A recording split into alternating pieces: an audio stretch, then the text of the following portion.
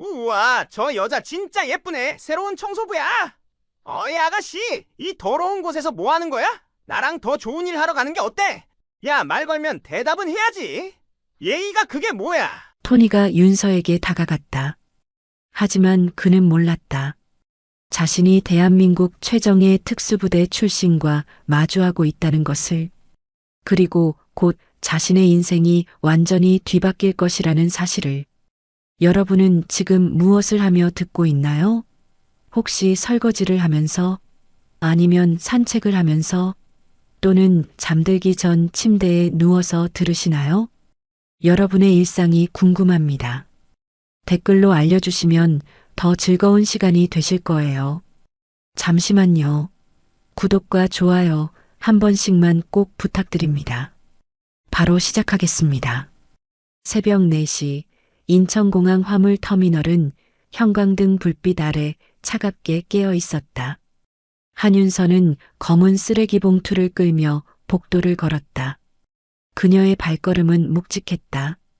마치 어깨 위에 보이지 않는 무게를 짊어진 채 걷는 것 같았다. 윤서의 유니폼은 낡았다. 세탁을 아무리 해도 지워지지 않는 얼룩들이 군데군데 박혀 있었다. 38살의 나이에도 그녀의 움직임에는 여전히 절도가 있었다. 하지만 그 절도를 아는 사람은 아무도 없었다. 또 야근이야? 지나가던 항공사 직원이 동료에게 속삭였다. 윤서는 고개를 더 숙였다. 그들의 시선이 등 뒤로 흘러가는 것을 느꼈다. 젊은 여자가 새벽부터 청소를 한다는 것. 그것만으로도 충분히 화제거리였다. 가정 형편이 어려운가 봐. 그래도 다른 일은 없나? 젊은데. 요즘 일자리가 어디 있어. 그나마 저것도 있는 게 다행이지. 그들의 대화가 멀어져 갔다. 윤서는 씁쓸한 미소를 지었다. 그들이 알고 있다면 어떨까?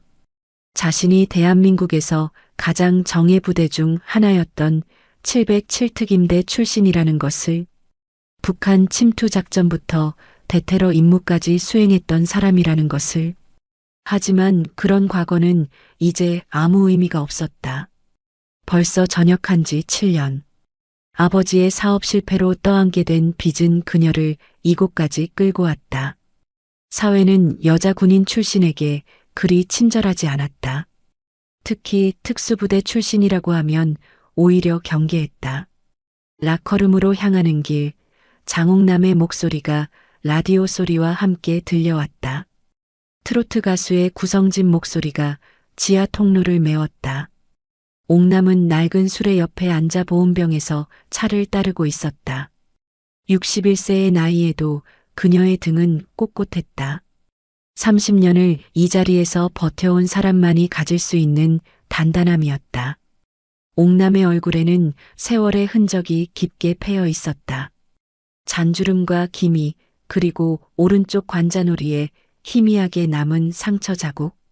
그것은 과거의 고통을 말해주는 증거였다. 남편의 주먹에 맞아 생긴 상처였다. 30년 전 그녀는 2살배기 딸을 데리고 이곳으로 도망쳐 왔다. 그리고 지금까지 이 자리를 지키고 있었다. 윤서야, 이리 와서 차 한잔해. 옥남의 부름에 윤서는 발길을 멈췄다. 보온병 뚜껑에 따라진 차에서 김이 모락모락 올라왔다. 보리차 특유의 구수한 냄새가 코끝을 스쳤다. 윤서에게는 어머니의 냄새 같았다. 어렸을 때 어머니가 끓여주던 차의 냄새. 감사합니다. 윤서가 뚜껑을 받아들며 말했다. 그녀의 목소리는 예상보다 낮고 차분했다. 옥남은 그 목소리에서 뭔가 다른 것을 느꼈다. 보통의 젊은 아이들과는 확연히 다른 무언가를. 마치 오랜 경험을 쌓은 사람의 목소리 같았다. 이 일도 하다 보면 편해져. 옥남이 말했다. 하지만 그녀 자신도 그 말이 거짓이라는 것을 알고 있었다. 30년이 지났지만 여전히 편하지 않았다. 다만 견딜 수 있게 되었을 뿐이었다. 때로는 밤에 혼자 있을 때면 아직도 남편의 목소리가 들리는 것 같았다. 폭력의 기억은 쉽게 지워지지 않았다. 윤서는 차를 홀짝이며 고개를 끄덕였다. 그녀의 손에는 미세한 굳은 살이 박혀 있었다. 하지만 그 굳은 살들은 청소일로 생긴 것이 아니었다.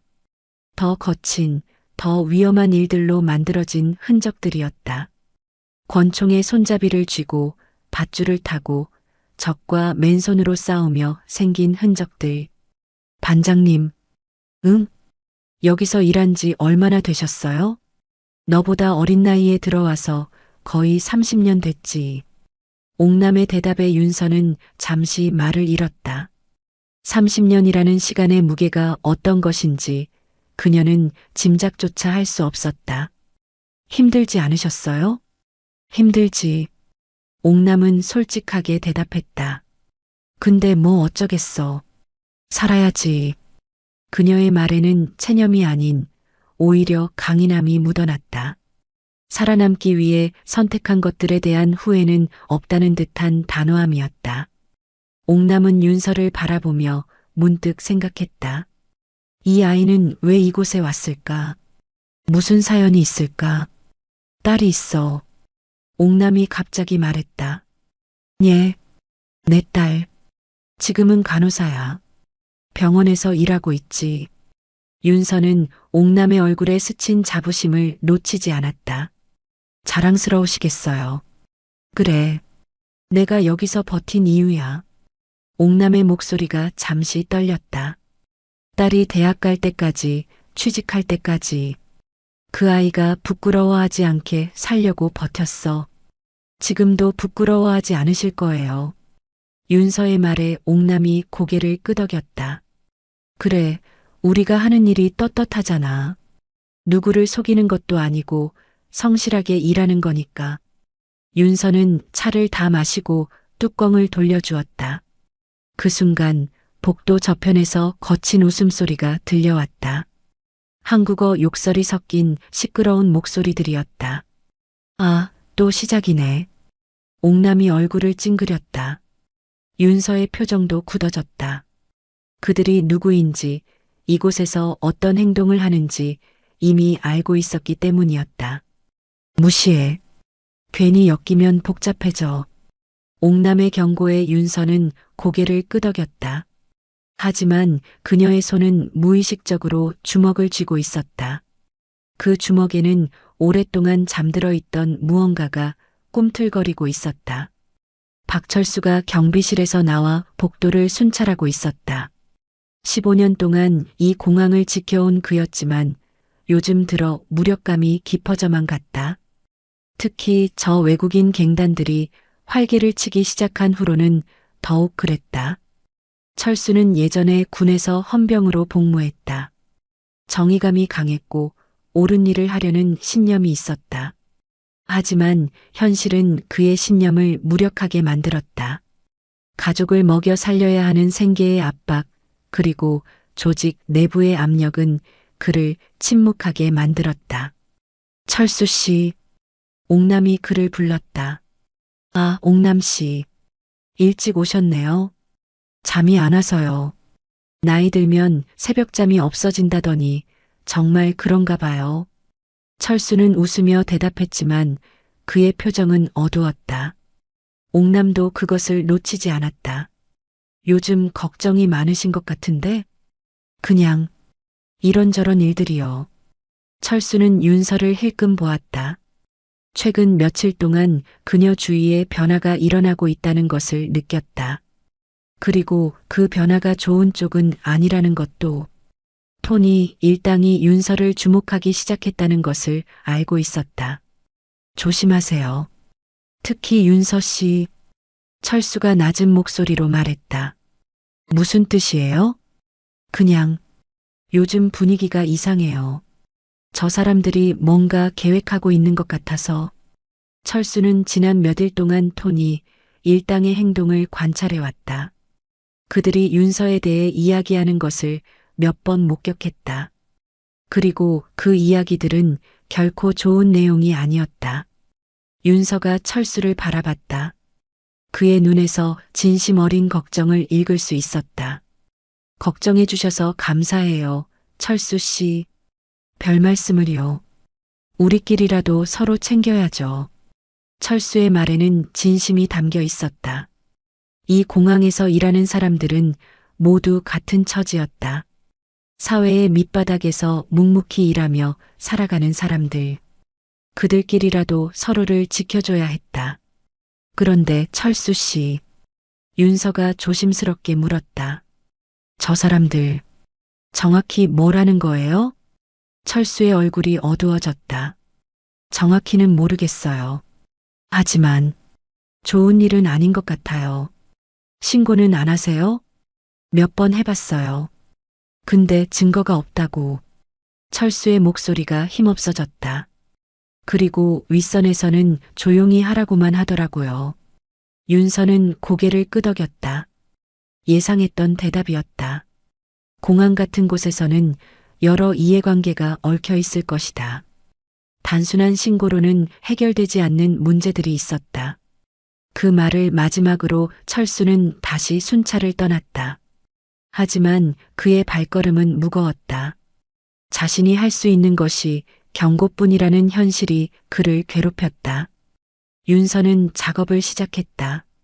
바닥을 닦고 쓰레기를 치우고 화장실을 청소하는 일. 단순하고 반복적인 작업이었지만 그녀는 최선을 다했다. 어떤 일이든 대충 하는 법이 없었다. 그것이 군대에서 배운 습관이었다. 청소를 하면서 윤서는 공항의 구조를 파악하고 있었다. 어디가 사각지대인지, 어디로 도망칠 수 있는지, 어디가 위험한 곳인지. 이것도 군대에서 배운 습관이었다. 새로운 환경에 가면 먼저 지형을 파악하라는 것. 그렇게 일을 하다 보니 어느새 오전이 되었다. 공항에는 사람들이 몰려들기 시작했다. 출근하는 직원들, 해외여행을 떠나는 승객들, 물건을 나르는 작업자들. 모두들 바쁘게 움직였다. 윤서는 그들을 보며 생각했다. 모두들 각자의 삶이 있구나. 각자의 목적이 있고 각자의 꿈이 있을 것이다. 자신도 언젠가는 이곳을 떠날 수 있을까? 다시 떳떳한 일을 할 수 있을까? 이틀 후 윤서는 평소보다 일찍 라커룸에 도착했다. 새벽 3시 30분. 아직 다른 동료들이 오기 전이었다. 그녀는 자신의 사물함을 열려다가 멈춰섰다. 사물함 문에 낙서가 있었다. 검은 매직으로 그려진 음란한 그림과 함께 한글로 된 외설적인 문구들이 적혀 있었다. 윤서의 얼굴이 돌처럼 굳어졌다. 이런 식으로 자신을 괴롭히기 시작한 것이다. 윤서는 주변을 둘러봤다. 다른 사물함들은 멀쩡했다. 오직 자신의 것만 이런 식으로 더럽혀져 있었다. 이것은 우연이 아니었다. 의도적이었다. 또 뒤에서 들려온 목소리에 윤서는 돌아봤다. 박철수가 경비복을 입은 채 서 있었다. 그의 얼굴에는 복잡한 감정이 스쳐갔다. 분노와 안타까움 그리고 무력감이 뒤섞여 있었다. 박 경비님, 지워드릴까요? 철수가 주머니에서 물티슈를 꺼내며 말했다. 하지만 윤서는 고개를 저었다. 괜찮습니다. 괜찮을 리가 있나요? 이건 명백한 성희롱이죠. 철수의 목소리에 분노가 묻어났다. 15년간 이 공항에서 일하면서 그는 점점 심해지는 이런 일들을 묵과해야 했다. 그리고 그 사실이 그를 괴롭혔다. 신고하시죠. 내가 증인이 되어드릴게요. 그래봤자 달라지는 건 없어요. 윤서의 대답은 냉정했다. 그녀는 물티슈로 낙서를 지우기 시작했다. 검은 매직이 번지면서 더러운 얼룩을 만들었다. 그렇게 생각하시면 안 됩니다. 참기만 하면 돼요. 참기만 하면 뭐가 달라져요? 윤서가 손을 멈추고 철수를 바라봤다. 그녀의 눈에는 깊은 피로가 고여 있었다. 저도 처음엔 그랬어요. 신고하고 항의하고 정당한 방법으로 해결하려고 했죠. 근데 아무도 들어주지 않더라고요. 오히려 더 심해졌어요. 윤서의 말에는 경험에서 우러나온 쓴맛이 있었다. 저녁 후 처음 들어간 회사에서도 비슷한 일이 있었다. 남성 동료들의 성희롱, 상사의 부당한 대우. 그때도 정당한 방법으로 해결하려 했지만 결국 그녀만 회사를 떠나야 했다. 철수는 할 말을 잃었다. 그녀의 말이 거짓이 아니라는 것을 알고 있었기 때문이었다. 자신도 몇 번이나 상부에 보고했지만 돌아오는 것은 조용히 하라는 지시뿐이었다. 그래도 이렇게 당하고만 있을 순 없잖아요. 당하고 있는 게 아니에요. 윤서가 천천히 말했다. 견디고 있는 거예요. 지금은 견딜 때예요. 철수는 윤서의 말에서 뭔가 다른 느낌을 받았다. 마치 무언가를 계획하고 있는 것 같은. 옥남이 라커룸으로 들어왔다. 그녀는 윤서의 사물함을 보더니 깊게 한숨을 쉬었다. 또 당했구나. 지울게요. 윤서가 다시 물티슈를 들었지만 옥남이 그녀의 손을 붙잡았다. 내가 할게. 넌 준비해. 반장님. 됐어. 이런 건 나 같은 늙은이가 하는 거야. 옥남의 손은 윤서의 것보다 더 거칠었다. 설거지와 청소로 갈라진 손등에는 세월의 흔적이 깊게 패여 있었다. 그녀는 말없이 낙서를 지웠다. 30년 동안 수없이 반복해온 일이었다. 옥남 씨도 이런 일 당해보셨어요? 철수가 조심스럽게 물었다. 당해봤지. 많이. 옥남의 대답은 담담했다. 젊었을 때는 더 심했어. 지금은 나이가 들어서 그나마 덜하지. 그때는 어떻게 하셨어요? 참았지. 뭐 어쩌겠어. 옥남이 낙서를 다 지우고 일어섰다. 박경비님도 힘드시죠? 옥남이 철수에게 말했다. 네. 우리끼리 뭐 하겠어요. 그냥 조용히 지내는 수밖에. 철수의 주먹이 떨렸다. 가족을 먹여 살려야 한다는 현실과 옳은 일을 해야 한다는 신념 사이에서 그는 항상 고민했다. 그리고 대부분의 경우 현실을 선택할 수밖에 없었다. 죄송합니다. 철수가 고개를 숙였다. 옥남은 그런 그를 이해한다는 듯 고개를 끄덕였다. 죄송할 것 없어. 우리 모두 어쩔 수 없잖아. 윤서는 그들의 대화를 들으며 유니폼을 갈아입었다. 거울 속 자신의 모습이 낯설었다. 언제부터 이렇게 고개를 숙이고 살았을까? 언제부터 참는 것이 당연해졌을까? 거울 속 윤서의 눈에는 예전의 날카로움이 남아 있었다. 하지만 그 날카로움을 숨기고 살아야 했다. 세상은 그런 눈빛을 가진 여자를 원하지 않았다. 작업을 시작한 지 2시간 후 윤서는 화물터미널 구석에서 쓰레기를 분류하고 있었다. 이곳은 공항에서도 가장 외진 곳 중 하나였다. CCTV도 제대로 설치되어 있지 않았고 사람들의 왕래도 적었다. 그때 뒤에서 누군가의 발소리가 들렸다. 부추 소리였다. 무겁고 둔탁한. 윤서는 몸을 긴장시켰다. 이 시간에 이곳에 올 사람은 많지 않았다. 야, 한국 여자. 거친 목소리였다. 한국어였지만 발음이 어색했다. 외국인이 하는 한국어였다. 윤서는 돌아보지 않았다. 쓰레기 봉투를 묶는 손에 힘이 들어갔다. 심장이 빨라지기 시작했다.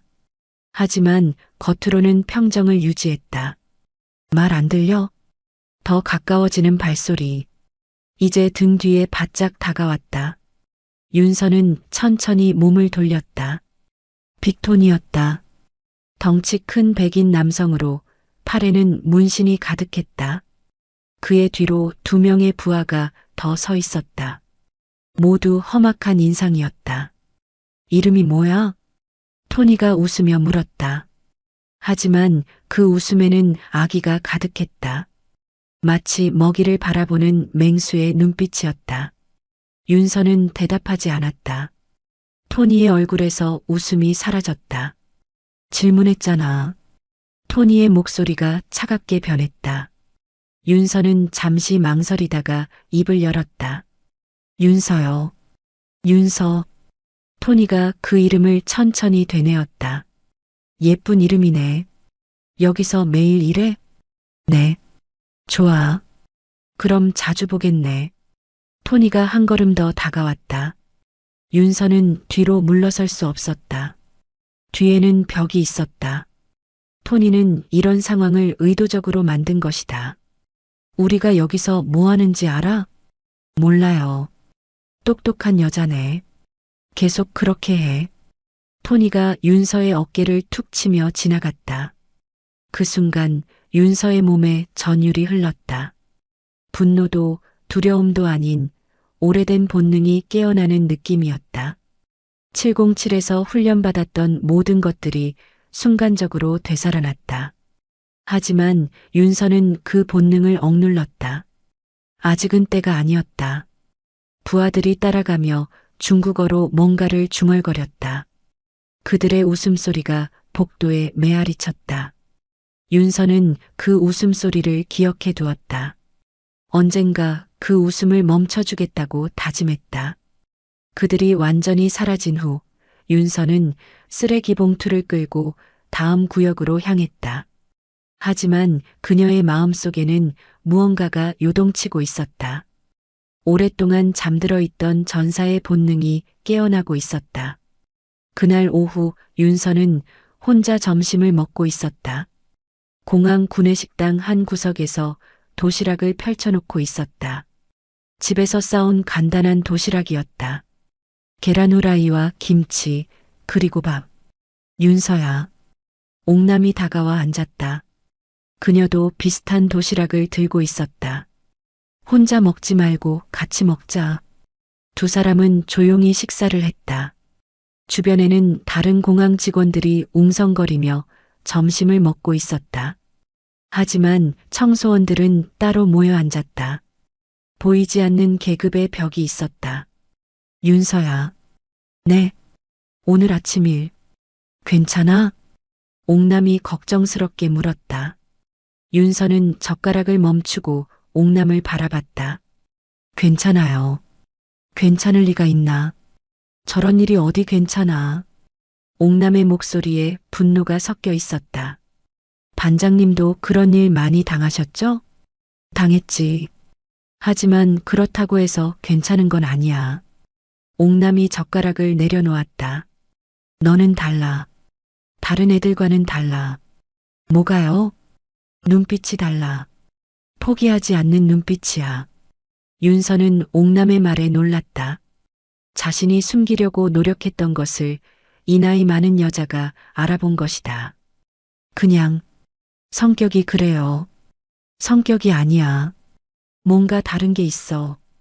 옥남이 윤서를 자세히 바라봤다. 군대 갔다 왔지? 윤서의 몸이 굳어졌다. 어떻게? 걷는 모습이 달라. 일반 사람들과는 다르게 걸어. 옥남은 관찰력이 뛰어났다. 30년 동안 여러 사람들을 봐온 경험이 있었다. 어디 갔다 왔어?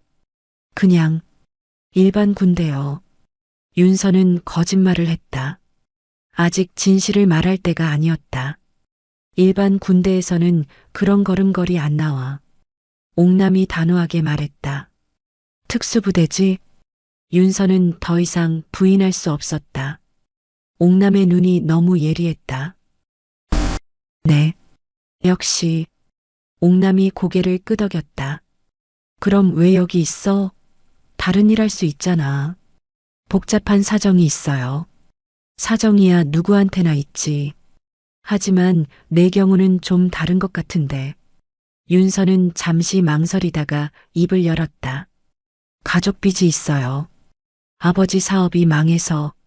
그래서 여기까지 온 거구나. 옥남의 목소리에 동정이 묻어났다. 하지만 윤서야, 계속 이렇게 살 순 없어. 알아요. 하지만 지금은 참아야 할 때라고. 옥남이 윤서의 말을 가로막았다. 나도 그렇게 생각했어. 30년 동안. 하지만 참기만 하면 상황이 더 나빠져. 윤서는 옥남의 말을 들으며 생각에 잠겼다. 정말 계속 참고만 있어야 할까? 언젠가는 한계가 올 텐데. 그날 저녁 최유진은 관리사무소에서 늦은 야근을 하고 있었다. 서류 더미 속에서 그녀가 찾고 있는 것은 청소업체와의 계약서였다. 하지만 정작 중요한 것은 계약서에 적히지 않은 부분들이었다. 유진은 공항에서 일한 지 5년째였다. 처음에는 단순한 행정 업무만 담당했다. 하지만 점차 더 복잡한 일들에 관여하게 되었다. 그리고 그중 일부는 합법적이지 않은 것들이었다. 또 늦었네. 유진이 시계를 보며 중얼거렸다. 밤 11시를 넘기고 있었다. 가족들은 이미 잠들었을 시간이었다. 핸드폰이 울렸다. 모르는 번호였다. 여보세요? 최 대리죠? 낯익은 목소리였다. 토니의 통역을 담당하던 한국인이었다. 김이라는 성을 가진 40대 남자였다. 네. 무슨 일이세요? 내일 아침에 봐야 할 것이 있어요. 7시에 화물창고로 나와주세요. 아침 7시요? 너무 이른데. 선택의 여지는 없어요. 김의 목소리는 차갑고 위협적이었다.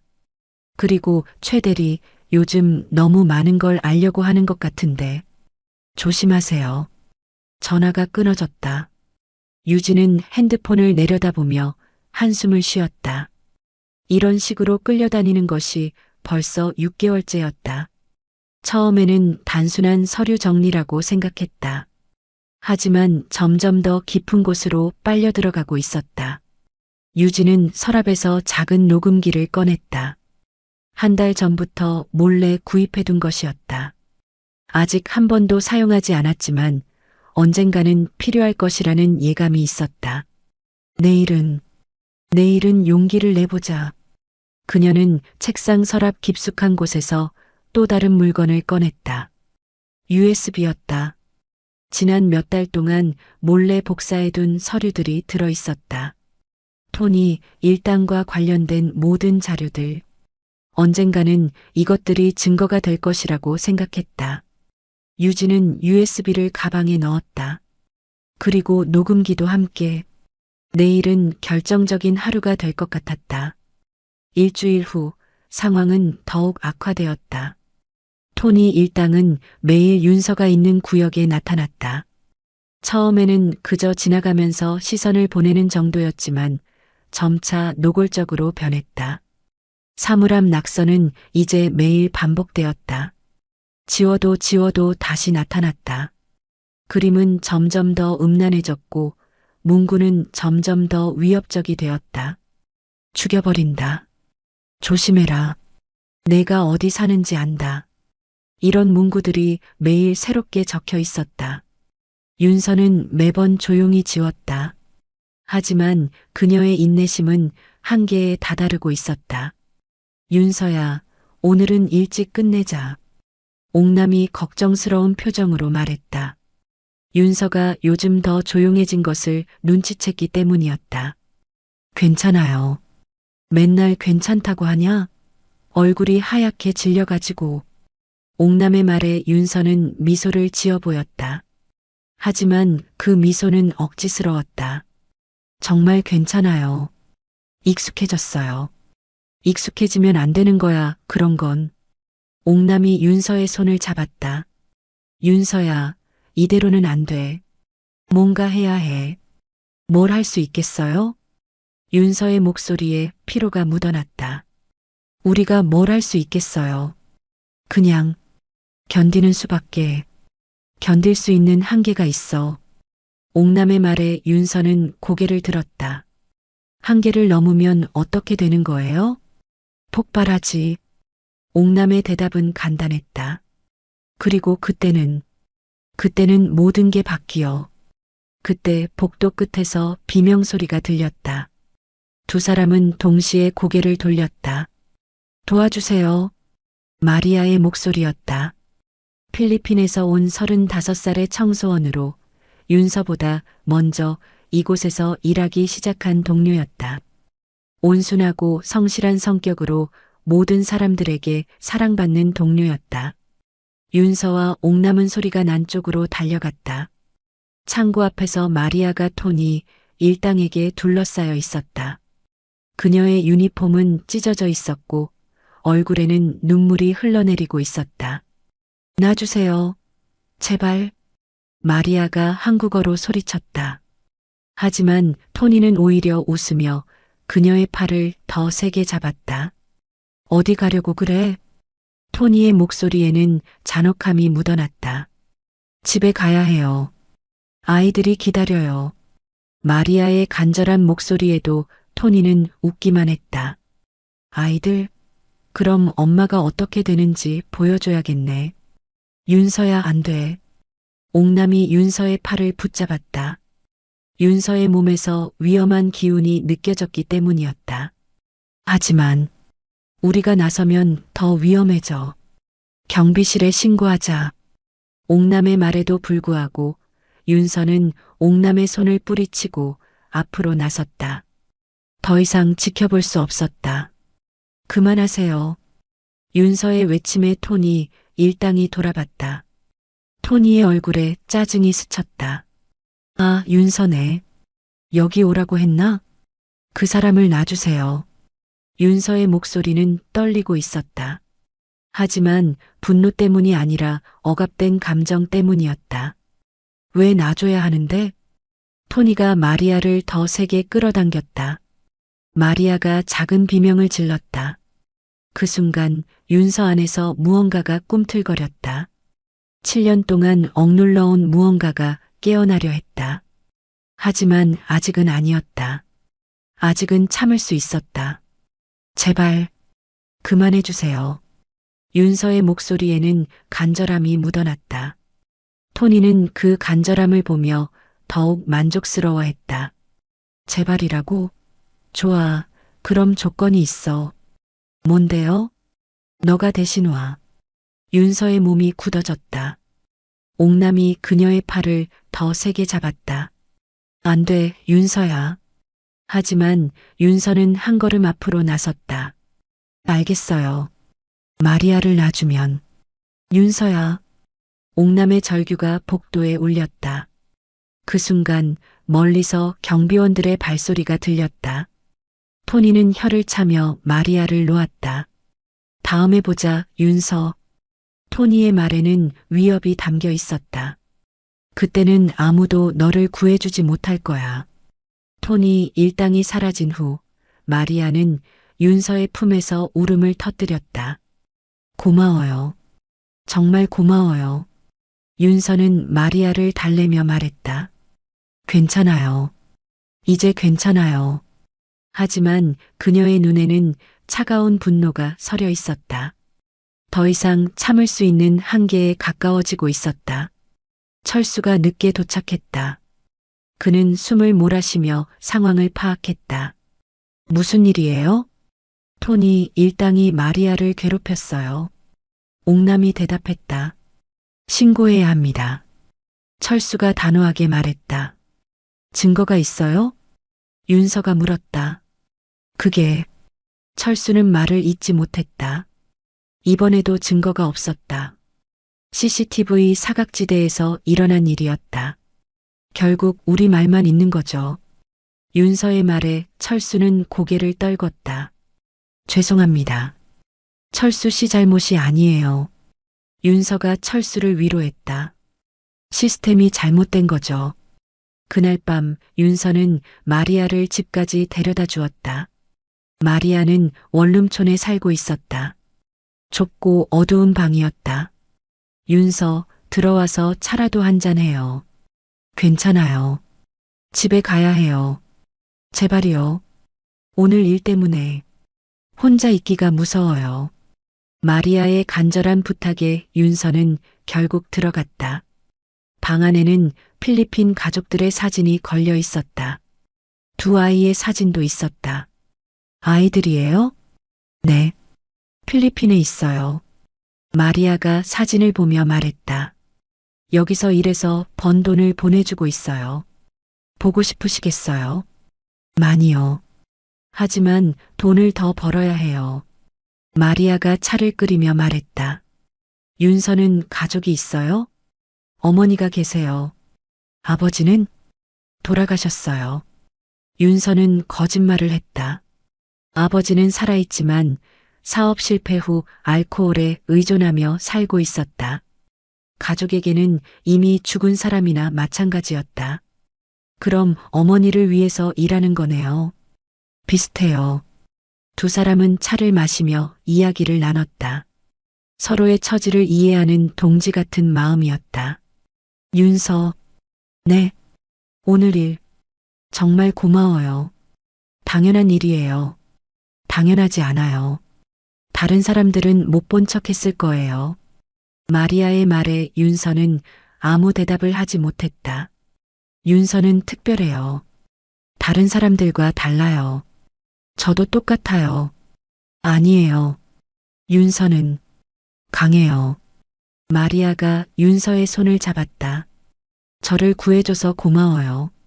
그날 밤 집으로 돌아가는 길에 윤서는 생각했다. 마리아 같은 사람을 지켜주는 것이 자신의 역할인가? 아니면 계속 고개 숙이고 참고 살아야 하는가? 핸드폰을 꺼내 연락처를 받다. 그는 지금도 특수부대에서 일하고 있었다. 가끔 연락이 와서 복귀하라고 했지만 윤서는 항상 거절했다. 이번에는 어떨까? 하지만 아직은 망설여졌다. 한번 그쪽 세계로 돌아가면 다시는 평범한 삶을 살 수 없을 것이다. 다음 날 마리아는 출근하지 않았다. 그 다음 날도 그 다음 주도 마찬가지였다. 윤서는 마리아의 연락처로 몇 번 전화를 걸었지만 받지 않았다. 걱정돼. 옥남이 말했다. 저도요. 혹시 무슨 일이 생긴 건 아닐까? 윤서도 같은 생각이었다. 마리아는 성실한 사람이었다. 무단결근을 할 사람이 아니었다. 더군다나 필리핀에 있는 아이들에게 돈을 보내야 하는 상황에서 알아보자. 위험해. 위험하지 않은 일은 없어요. 옥남은 윤서의 단호한 표정을 보고 더 이상 말리지 않았다. 그날 저녁 윤서와 옥남은 마리아가 산다는 원룸촌으로 향했다. 낡은 건물들이 다닥다닥 붙어 있는 동네였다. 외국인 노동자들이 많이 사는 곳이기도 했다. 좁은 골목에는 여러 나라의 음식 냄새가 뒤섞여 있었다. 마리아의 집은 2층에 있었다. 윤서가 문을 두드렸다. 마리아? 저 윤서예요. 대답이 없었다. 다시 두드렸다. 마리아? 여전히 조용했다. 윤서는 문손잡이를 돌려봤다. 잠겨 있었다. 이상해. 옥남이 중얼거렸다. 뭐가요? 불이 켜져 있어. 근데 왜 대답이 없지? 윤서도 창문을 올려다봤다. 확실히 불빛이 새어나오고 있었다. 올라가 볼까요? 위험하지 않을까? 윤서는 잠시 망설이다가 건물 뒤편으로 돌아갔다. 다행히 비상계단이 있었다. 그녀는 조용히 2층으로 올라갔다. 창문 틈으로 안을 들여다본 윤서의 얼굴이 굳어졌다. 마리아가 침대에 누워 있었다. 하지만 움직이지 않았다. 마리아. 윤서가 창문을 두드렸다. 그제야 마리아가 고개를 들었다. 그녀의 얼굴은 멍투성이었다. 윤서. 마리아가 떨리는 목소리로 말했다. 윤서의 가슴이 차갑게 식어갔다. 문 열어줘요. 몇 분 후 마리아가 문을 열었다. 그녀의 모습을 본 옥남이 손으로 입을 막았다. 세상에. 마리아의 왼쪽 눈은 퉁퉁 부어올라 있었고 입술은 터져서 딱지가 앉아 있었다. 팔과 다리에는 멍자국이 선명했다. 얼굴뿐만 아니라 몸 전체가 폭행을 당한 흔적이었다.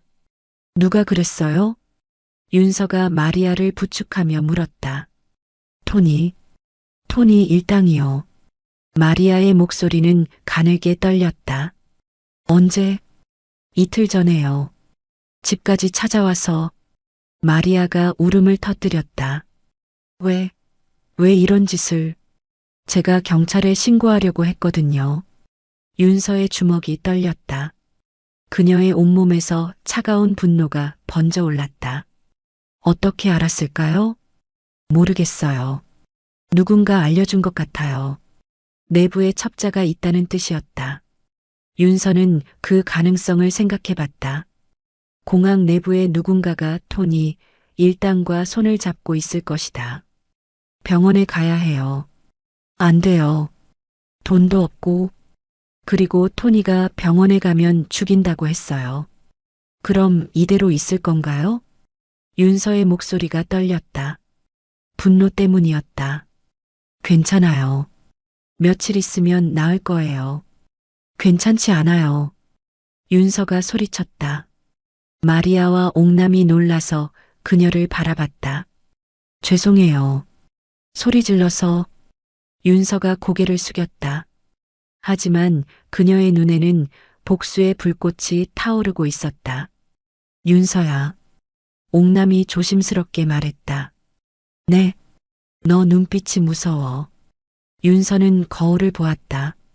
거울 속 자신의 눈이 낯설었다. 7년 동안 숨겨왔던 또 다른 자신이 깨어나고 있었다. 집에 가요. 윤서가 말했다. 마리아는? 제가 며칠 동안 돌봐드릴게요. 옥남은 윤서의 단호한 표정을 보고 더 이상 말하지 않았다. 하지만 불안한 예감이 들었다. 그날 밤 윤서는 마리아 곁에서 밤을 새웠다. 마리아가 잠든 사이 윤서는 핸드폰을 꺼냈다. 연락처에서 한 번호를 찾았다. 이번에는 망설이지 않았다. 전화를 걸었다. 여보세요? 상훈의 목소리는 여전히 힘찬 군인의 목소리였다. 상훈아, 나야. 윤서, 어떻게, 무슨 일이야? 물어볼 게 있어.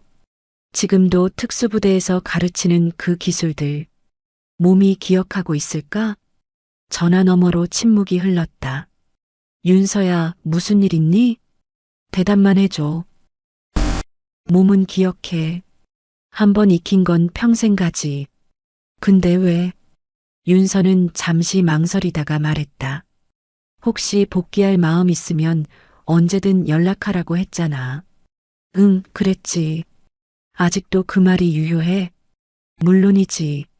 언제든지 환영이야. 근데 갑자기 왜?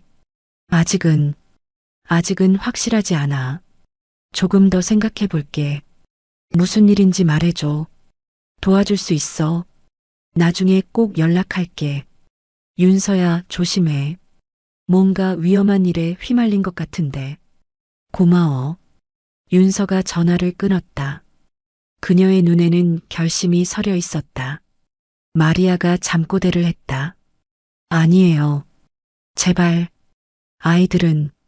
윤서는 마리아의 이마를 쓰다듬어 주었다. 이 선량한 여자가 왜 이런 고통을 받아야 하는가? 자신의 아이들을 위해 열심히 일하던 사람이 왜 이런 대우를 받아야 하는가? 윤서는 창밖을 바라봤다. 새벽이 다가오고 있었다. 그리고 그 새벽과 함께 무언가 새로운 것이 시작될 것 같았다. 다음 날 아침 윤서는 마리아에게 죽을 끓여주고 공항으로 향했다. 마리아는 여전히 움직이기 힘들어했다.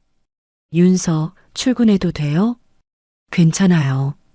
저녁에 다시 올게요. 조심해요. 토니 일당이. 걱정하지 마세요. 윤서의 목소리에는 확신이 담겨 있었다. 공항에 도착한 윤서를 본 옥남은 깜짝 놀랐다. 윤서야, 잠 못 잔 것 같은데 괜찮아? 네. 마리아는? 많이 아파요. 하지만 생명에는 지장 없을 것 같아요. 옥남은 윤서의 표정을 자세히 살펴봤다. 뭔가 달라져 있었다. 윤서야. 네. 너 뭔가 결심한 것 같은데. 무슨 말씀이세요? 눈빛이 달라졌어. 어제까지만 해도 참고 견디는 눈빛이었는데 오늘은 싸울 준비가 된 눈빛이야. 윤서는 대답하지 않았다. 하지만 옥남의 관찰은 정확했다. 그날 오후 철수가 윤서를 찾아왔다. 윤서 씨, 잠깐 얘기 좀 할까요? 네. 두 사람은 한적한 곳으로 갔다. 마리아 일 들었어요. 네. 정말 화가 나요. 철수의 목소리에 분노가 묻어났다. 저도요. 이번에는 정말 신고해야 할 것 같아요. 증거가 있나요? 철수는 또다시 말을 잇지 못했다. 철수 씨. 네. 혹시 공항 내부의 톤이 일당과 연결된 사람이 있다고 생각하세요? 철수의 얼굴이 어두워졌다. 그럴 가능성이 높죠. 그렇지 않고서야 어떻게 마리아가 신고하려는 걸 알았겠어요. 누구일까요? 글쎄요. 여러 사람이 가능하죠. 철수는 잠시 생각하다가 말했다. 윤서 씨, 혹시 뭔가 계획하고 있는 건 아니죠? 무슨 말씀이세요?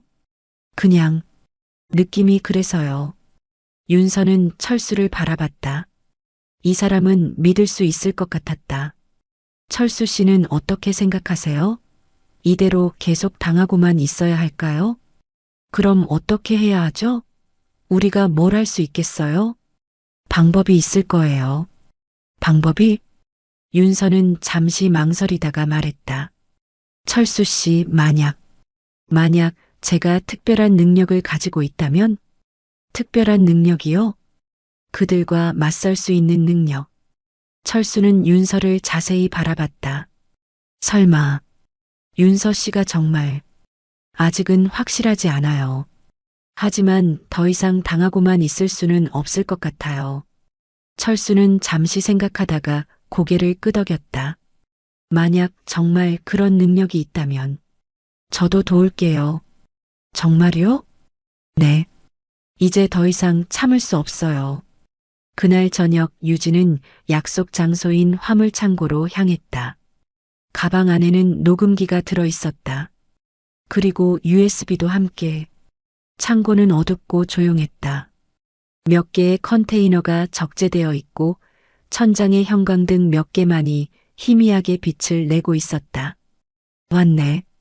김의 목소리가 들렸다. 그는 토니와 함께 나타났다. 늦었어요? 아니야. 시간 맞춰 왔어. 김이 유진 앞으로 다가왔다. 오늘 보여줄 게 있어. 뭔데요?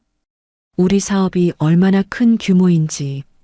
토니가 컨테이너 하나를 열었다. 안에는 여러 상자들이 들어 있었다. 이게 뭐예요? 보면 알아. 김이 상자 하나를 열었다. 안에는 작은 포장들이 들어 있었다. 유진은 그것이 무엇인지 금방 알 수 있었다. 이건 마약이야.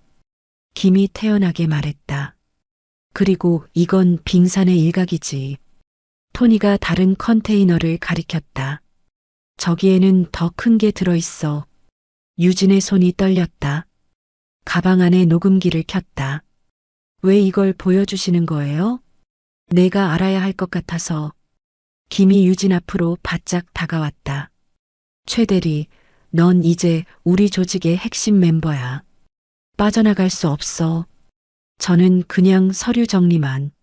서류 정리? 그 서류가 뭔지 모르는 줄 알았어? 김이 웃었다.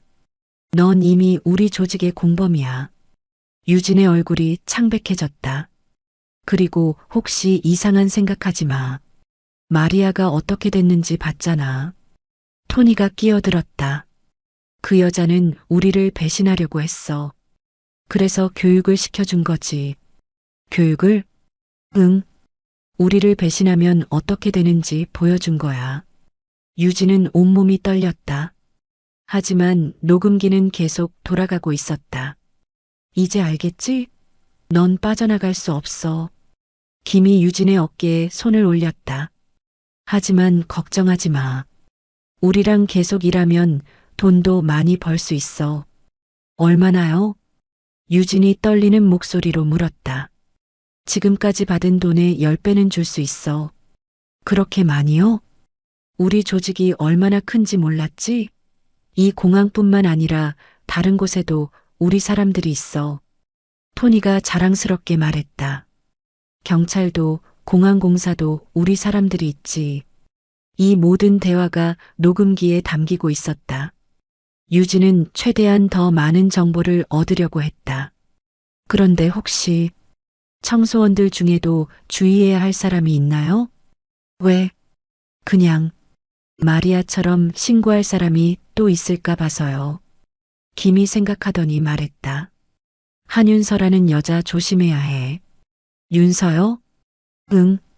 그 여자 뭔가 이상해. 다른 청소원들과 달라. 어떻게요? 눈빛이 달라. 그리고 몸짓도 마치 훈련받은 사람 같아. 토니도 끼어들었다. 그 여자는 우리를 무서워하지 않아. 보통 사람들은 우리 보면 벌벌 떠는데. 그럼 어떻게 할 거예요? 곧 처리할 거야. 김의 말에 유진의 심장이 빨라졌다. 처리한다는 게 마리아처럼 아니면 더 확실하게.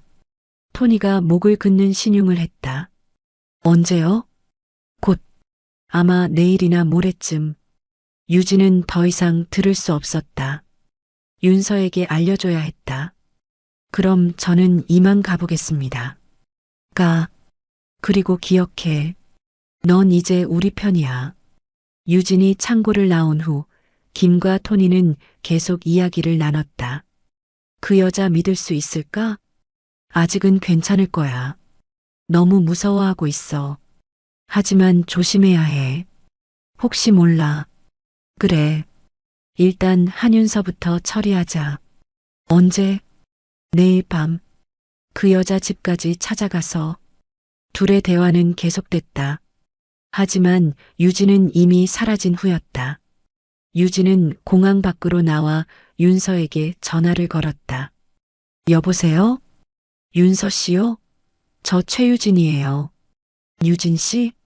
이 시간에 무슨 일이세요? 급한 일이에요. 만날 수 있나요? 지금요? 네. 윤서 씨 목숨이 위험해요. 전화 너머로 잠시 침묵이 흘렀다. 어디서 만날까요? 공항 근처 카페로 올 수 있어요? 네. 금방 갈게요. 30분 후 두 사람은 카페에서 만났다. 유진은 녹음기를 윤서에게 들려주었다. 이게 오늘 녹음한 거예요. 윤서는 녹음을 들으며 얼굴이 점점 굳어갔다. 내일 밤에 저를 공격하겠다는 거군요. 네.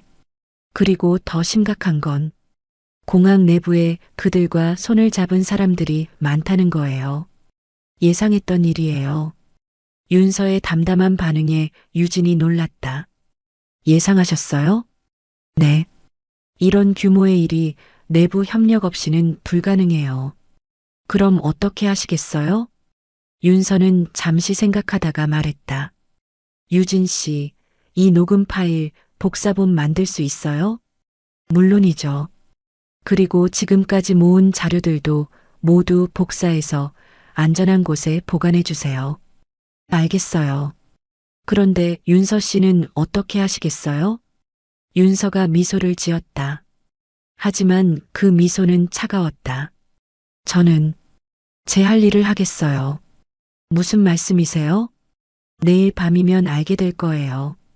유진은 윤서의 말을 이해할 수 없었다. 하지만 그녀의 눈에서 뭔가 무서운 것을 느꼈다. 윤서 씨, 혹시 경찰에 신고하지 않으세요? 증거만으로는 부족해요. 더 확실한 증거가 필요해요. 더 확실한 증거요? 현행범으로 잡아야 해요. 윤서가 일어섰다. 유진 씨, 정말 고마워요. 큰 도움이 됐어요. 걱정하지 마세요. 모든 게 잘 될 거예요. 윤서가 카페를 나간 후 유진은 불안한 마음을 지울 수 없었다. 뭔가 큰 일이 일어날 것 같았다. 그날 밤 윤서는 집에서 오랜만에 자신의 군복을 꺼냈다. 707 특임대 시절의 군복이었다. 그리고 함께 보관해 두었던 여러 장비들도 꺼냈다. 전술용 장갑, 방탄조끼, 그리고 몇 가지 도구들. 모두 합법적으로 소장할 수 있는 것들이었지만 위험한 상황에서는 충분히 유용할 것들이었다. 윤서는 거울 앞에 섰다.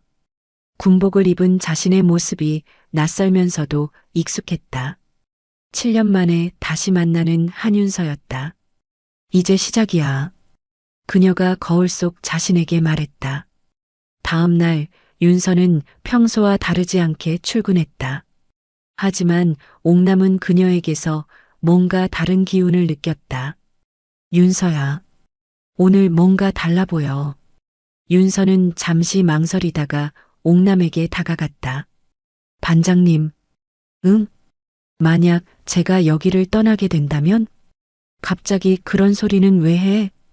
그냥 궁금해서요. 옥남은 윤서를 자세히 바라봤다.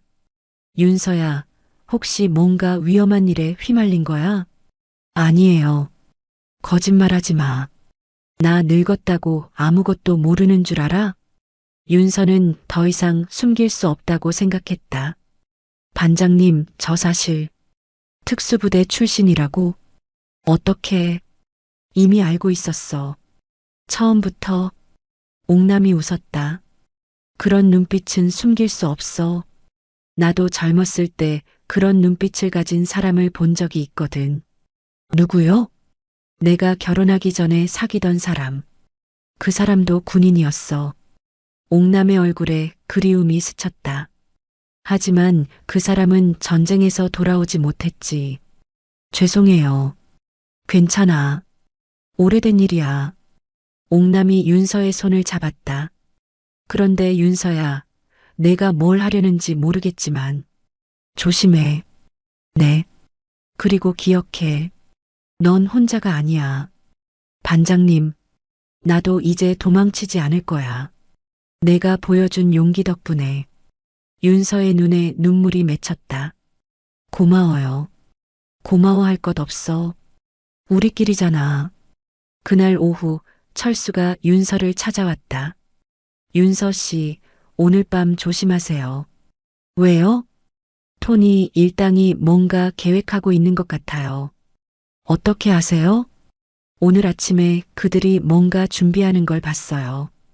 그리고 윤서 씨 이름을 언급하더라고요. 윤서는 고개를 끄덕였다. 예상했던 일이었다. 철수 씨, 네. 오늘 밤 10시쯤에 화물터미널 근처에 있어 주세요. 왜요? 뭔가 일이 생길 것 같아요. 그때 경찰에 신고해 주세요. 무슨 일이 생긴다는 거예요? 모르겠어요. 하지만 준비는 해둬야 할 것 같아요. 철수는 윤서의 진지한 표정을 보고 고개를 끄덕였다. 알겠어요. 그런데 윤서 씨도 조심하세요. 그날 저녁 윤서는 마리아를 찾아갔다. 마리아의 상태는 많이 나아져 있었다. 윤서 왔구나. 네. 어떠세요? 많이 나았어요. 내일부터는 출근할 수 있을 것 같아요. 아직은 무리하지 마세요.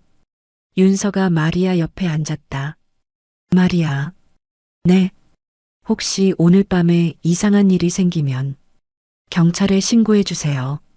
무슨 말이에요? 그냥 혹시 모르니까요. 마리아는 윤서의 표정을 보고 불안해졌다. 윤서, 혹시 위험한 일이 있는 거예요? 아니에요. 그냥 준비만 해두는 거예요. 걱정돼요. 걱정하지 마세요. 모든 게 잘 될 거예요. 윤서가 일어섰다. 그럼 저는 이만 가볼게요. 윤서가 마리아의 집을 나올 때 시계는 저녁 9시를 가리키고 있었다. 이제 1시간 남았다. 집으로 돌아간 윤서는 준비를 시작했다. 어제 꺼내둔 장비들을 몸에 착용했다. 그리고 마지막으로 전화를 한 통 걸었다. 상훈아, 윤서, 어떻게 된 거야? 복귀하고 싶어. 정말? 응. 하지만 먼저 해야 할 일이 있어. 무슨 일인데? 나중에 자세히 얘기할게. 지금은 내가 왜 복귀하려는지 보여줄 차례야. 윤서야, 혹시 위험한 일은 아니지? 조금. 하지만 할 수 있어. 도움이 필요하면 언제든 연락해. 고마워. 전화를 끄는 윤서는 창밖을 바라봤다. 밤이 깊어가고 있었다. 이제 시작이야. 그녀가 중얼거렸다. 토니 일당은 세 대의 차로 윤서의 집 근처에 도착했다. 총 8명이었다. 평소보다 많은 인원이었다. 확실히 처리해야 해. 토니가 부하들에게 말했다.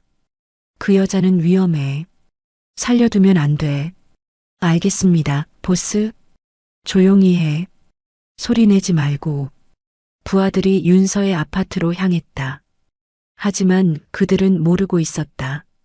윤서가 이미 모든 것을 준비하고 기다리고 있다는 것을. 윤서는 아파트 옥상에 숨어 있었다. 야간 투시경으로 아래를 내려다보고 있었다. 토니 일당이 건물로 들어오는 것을 확인했다. 시작됐네. 윤서가 무전기를 켰다. 철수에게 연결되는 무전기였다. 철수 씨, 들리세요? 네, 들려요. 이제 시작해요. 10분 후에 경찰에 신고해 주세요. 알겠어요. 조심하세요. 윤서는 무전기를 끄고 움직이기 시작했다. 7년 만에 다시 작전을 수행하는 것이었다. 토니 일당이 윤서의 집 문 앞에 도착했다.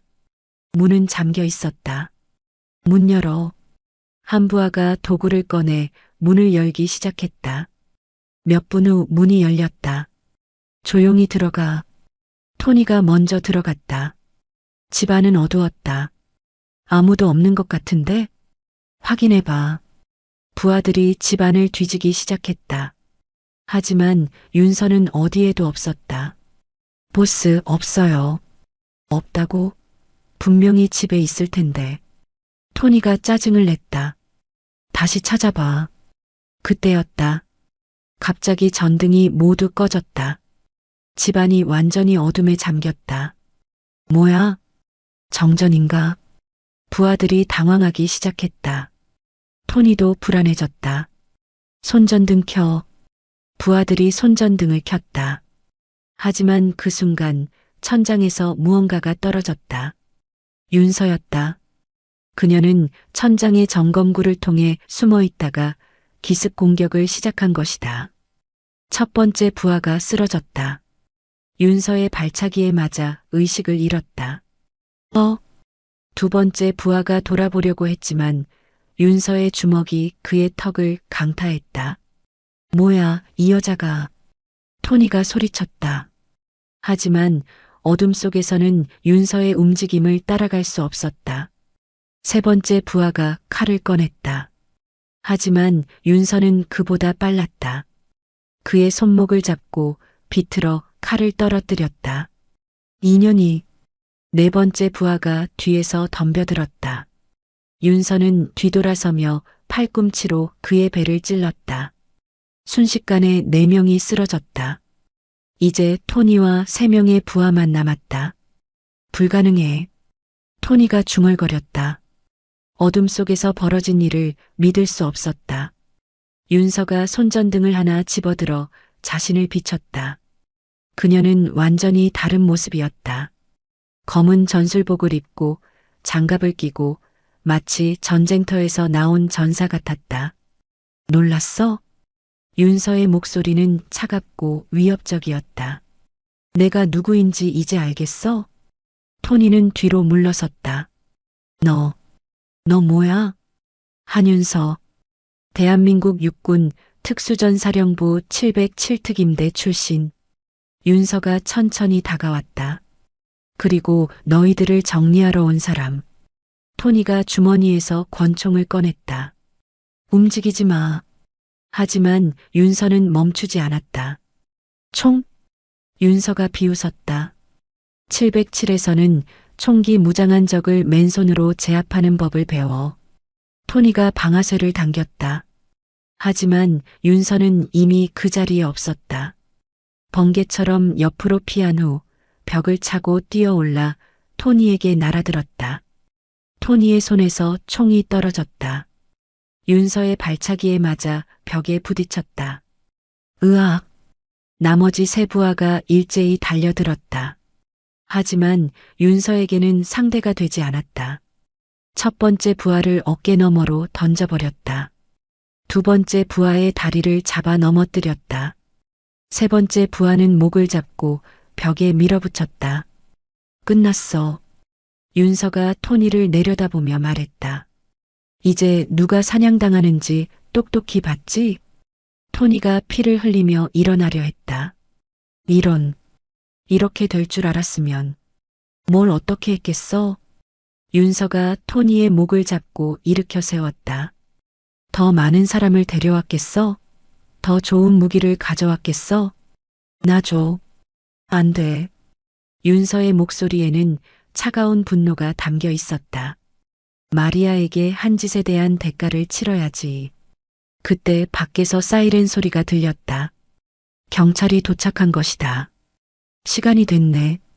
윤서가 토니를 놓았다. 이제부터 너희들은 법의 심판을 받게 될 거야. 경찰들이 아파트로 몰려들었다. 철수도 함께 왔다. 윤서 씨. 철수가 소리쳤다. 여기요. 윤서가 손을 흔들었다. 경찰들이 그녀에게 다가왔다. 신고하신 분이세요? 아니요. 저는 피해자예요.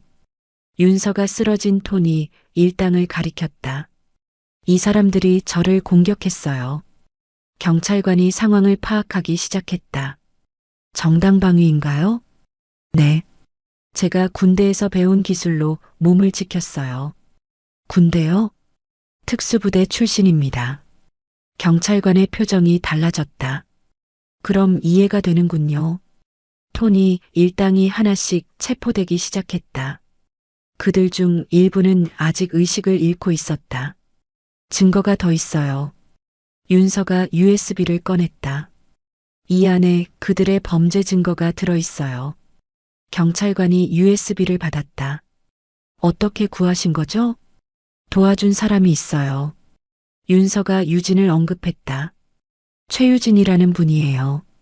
공항관리사무소에서 일하시는. 그분도 증인으로 조사해야겠군요. 네. 그분이 결정적인 증거를 모았어요. 다음 날 아침 사건 소식이 뉴스에 나왔다. 인천공항에서 대규모 마약 밀수 조직이 검거됐습니다. 이번 사건은 한 공항 청소원의 용기 있는 신고로 시작됐는데요. 공항 직원들은 모두 놀랐다. 조용했던 윤서가 그런 일을 벌였다는 것을 믿을 수 없었다. 윤서가 정말 그런 일을 했다고? 특수부대 출신이었다니. 그럼 그동안 왜 가만히 있었던 거야? 참을 만큼 참았던 거겠지. 옥남은 뉴스를 보며 울었다. 자랑스러워서 흘리는 눈물이었다. 역시 우리 윤서야. 철수도 감동했다. 정말 대단한 사람이었구나. 유진은 경찰서에서 조사를 받았다. 그녀가 제공한 증거들은 결정적이었다. 최 대리님 덕분에 큰 사건을 해결할 수 있었습니다. 제가 한 건 별로 없어요. 윤서 씨가 모든 걸 해결하셨어요. 하지만 증거 수집은 최 대리님이 하신 거잖아요. 당연한 일이었어요. 경찰이 토니 일당을 조사하면서 더 큰 조직의 존재가 드러났다. 공항뿐만 아니라 전국 각지에 그들의 네트워크가 있었다. 이거 생각보다 큰 사건이네요. 수사관이 말했다. 윤서 씨가 정말 큰 일을 해주셨어요.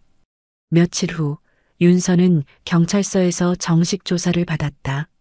하지만 정당방위로 인정받았다.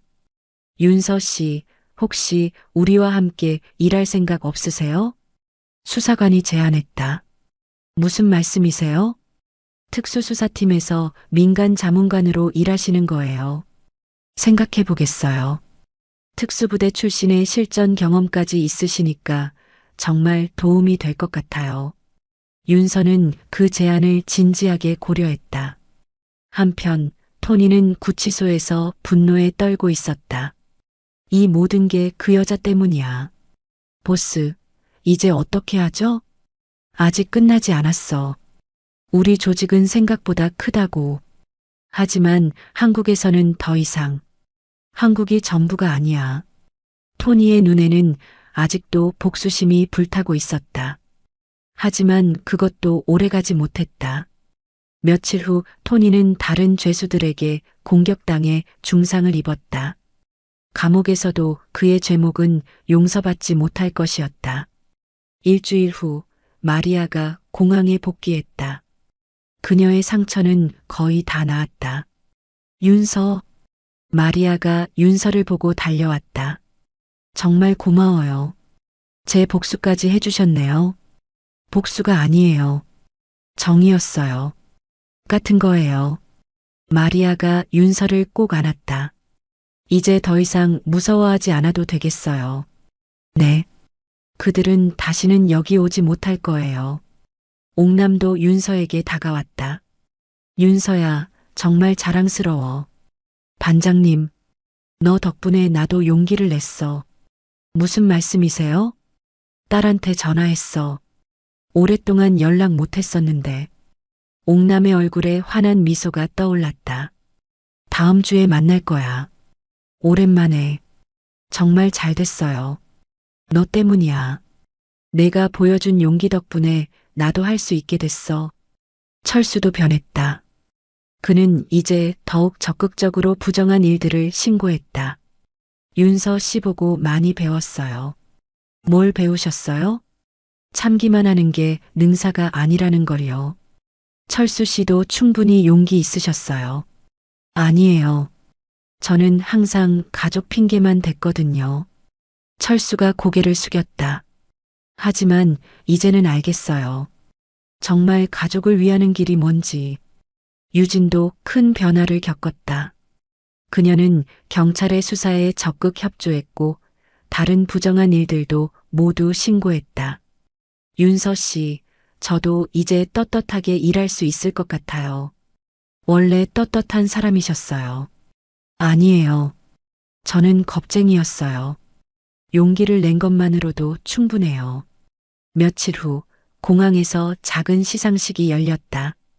윤서, 유진, 철수 그리고 마리아가 공로상을 받았다.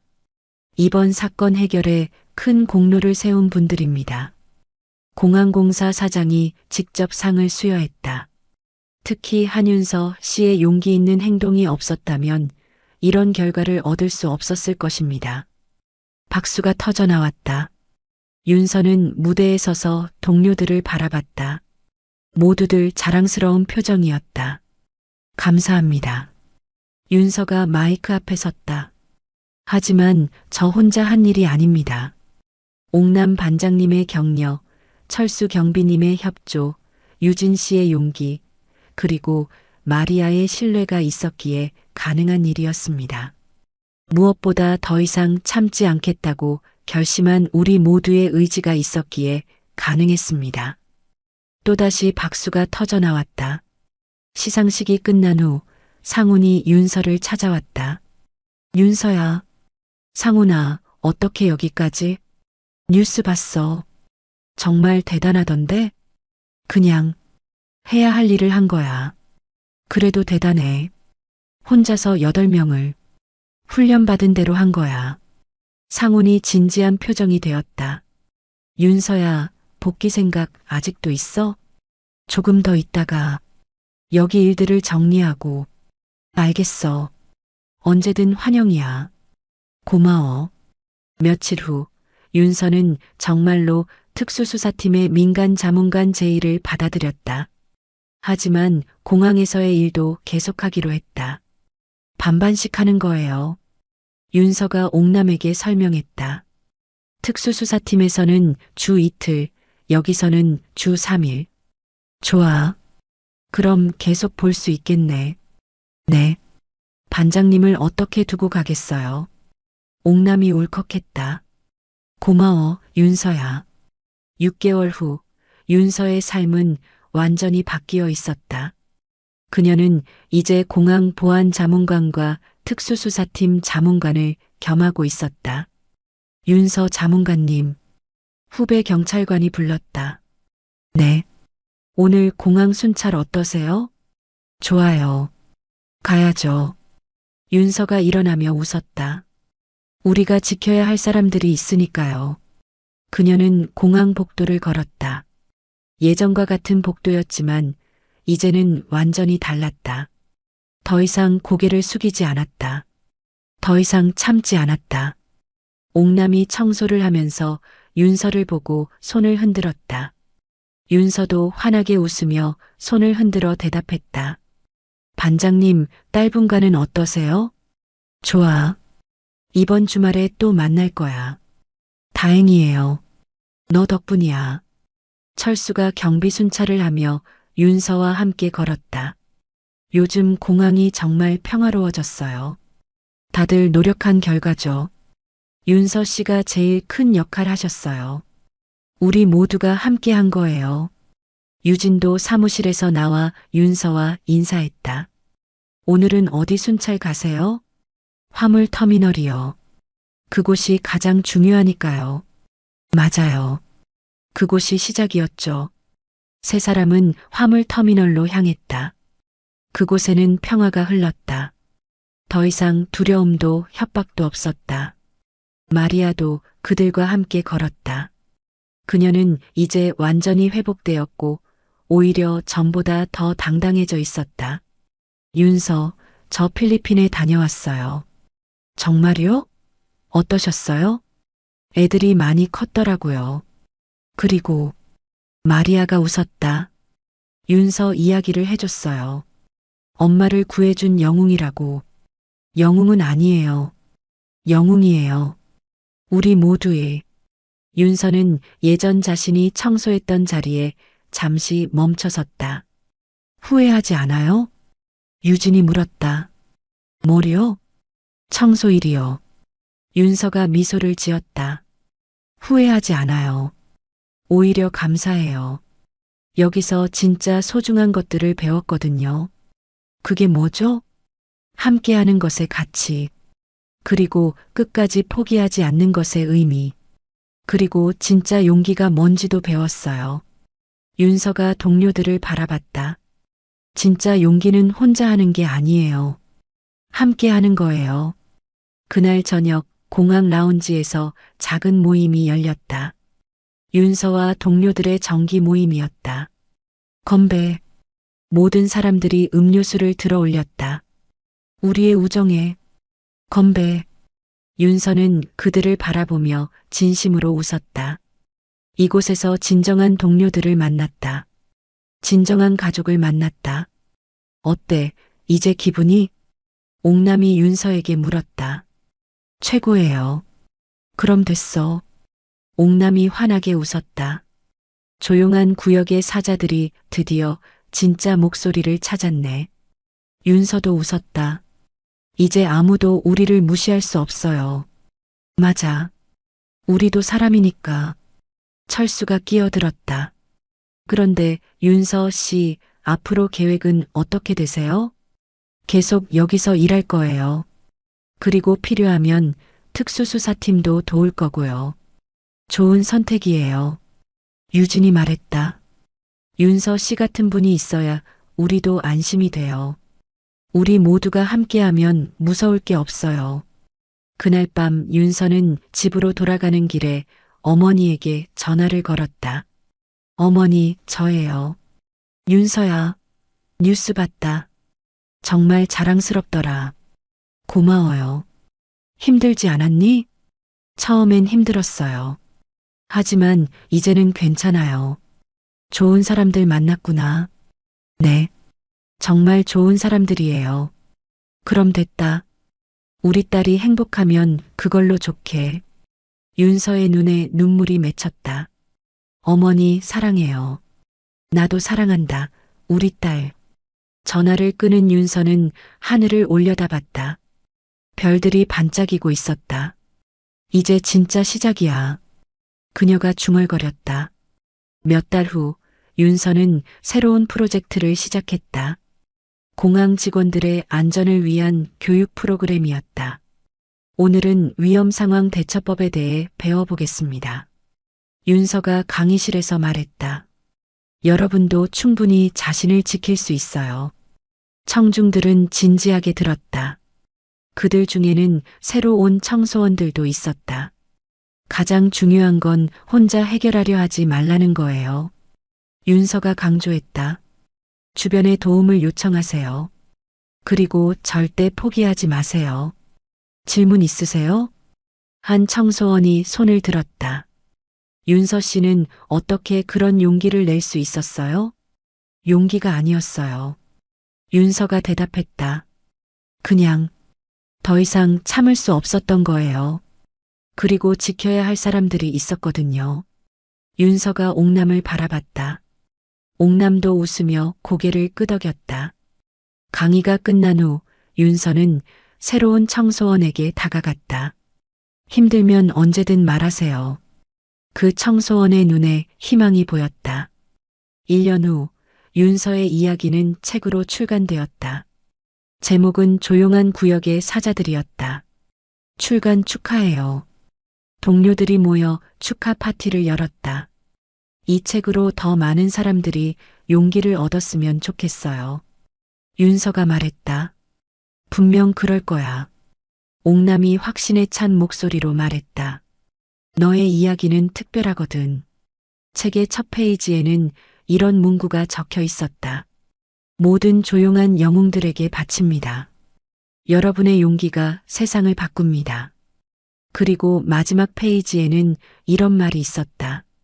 때로는 가장 평범한 곳에서 가장 특별한 일이 일어납니다. 중요한 건 포기하지 않는 것입니다. 2년 후 윤서는 정식으로 특수수사팀에 복귀했다. 하지만 공항과의 인연은 계속 이어갔다. 윤서야, 가끔 놀러와. 옥남이 작별 인사를 하며 말했다. 당연히요. 여기가 제 2번째 집인데요. 그래, 언제든 환영이야. 철수도 인사했다. 윤서 씨 덕분에 많이 배웠어요. 저도 마찬가지예요. 유진과 마리아도 함께 있었다. 우리 우정은 영원할 거예요. 그들은 서로를 꼭 안으며 작별했다. 현재 윤서는 특수수사팀에서 활발히 활동하고 있다. 그녀의 경험과 능력은 많은 사건 해결에 도움이 되고 있다. 하지만 가장 중요한 건 그녀가 찾은 것이다. 진정한 동료들, 진정한 가족, 그리고 진정한 자신. 한윤서 대위. 후배가 그녀를 부른다. 오늘 임무 어떻게 하실 건가요? 항상 하던 대로요. 윤서가 웃으며 대답한다. 최선을 다하는 거죠. 그녀는 창밖을 바라본다. 저 멀리 인천공항이 보인다. 그곳에서 시작된 이야기가 이제는 더 큰 세상으로 이어지고 있다. 조용한 구역의 사자들. 윤서가 중얼거린다. 이제 더 이상 조용하지 않아. 여러분은 이 이야기를 들으면서 어떤 마음이 드셨나요? 혹시 주변에 윤서처럼 묵묵히 참고 견디고 있는 분들이 계신가요? 아니면 옥남처럼 오랫동안 상처를 안고 살아가고 있는 분들이 있으신가요? 때로는 우리 모두에게 용기가 필요합니다. 그리고 그 용기는 혼자가 아닌 함께할 때 더 큰 힘을 발휘하죠. 어떤 상황에서든 포기하지 말고 주변의 도움을 받으며 끝까지 자신의 길을 걸어가시기 바랍니다. 여러분의 사연도 기다리고 있습니다. 댓글로 들려주세요. 여러분의 이야기가 또 다른 누군가에게 용기가 될 수 있으니까요. 태민아, 더 먹어. 살이 많이 빠졌구나. 배불러요, 할아버지. 3주 만에 나온 외출인데 뭘 그리 급해하냐? 천천히 먹어도 돼. 그냥 빨리 들어가야 해요. 태민아, 그 자국은 뭐냐? 아무것도 아니에요. 아무것도 아닌 게 어디 있냐? 이게 담뱃불 자국이잖아.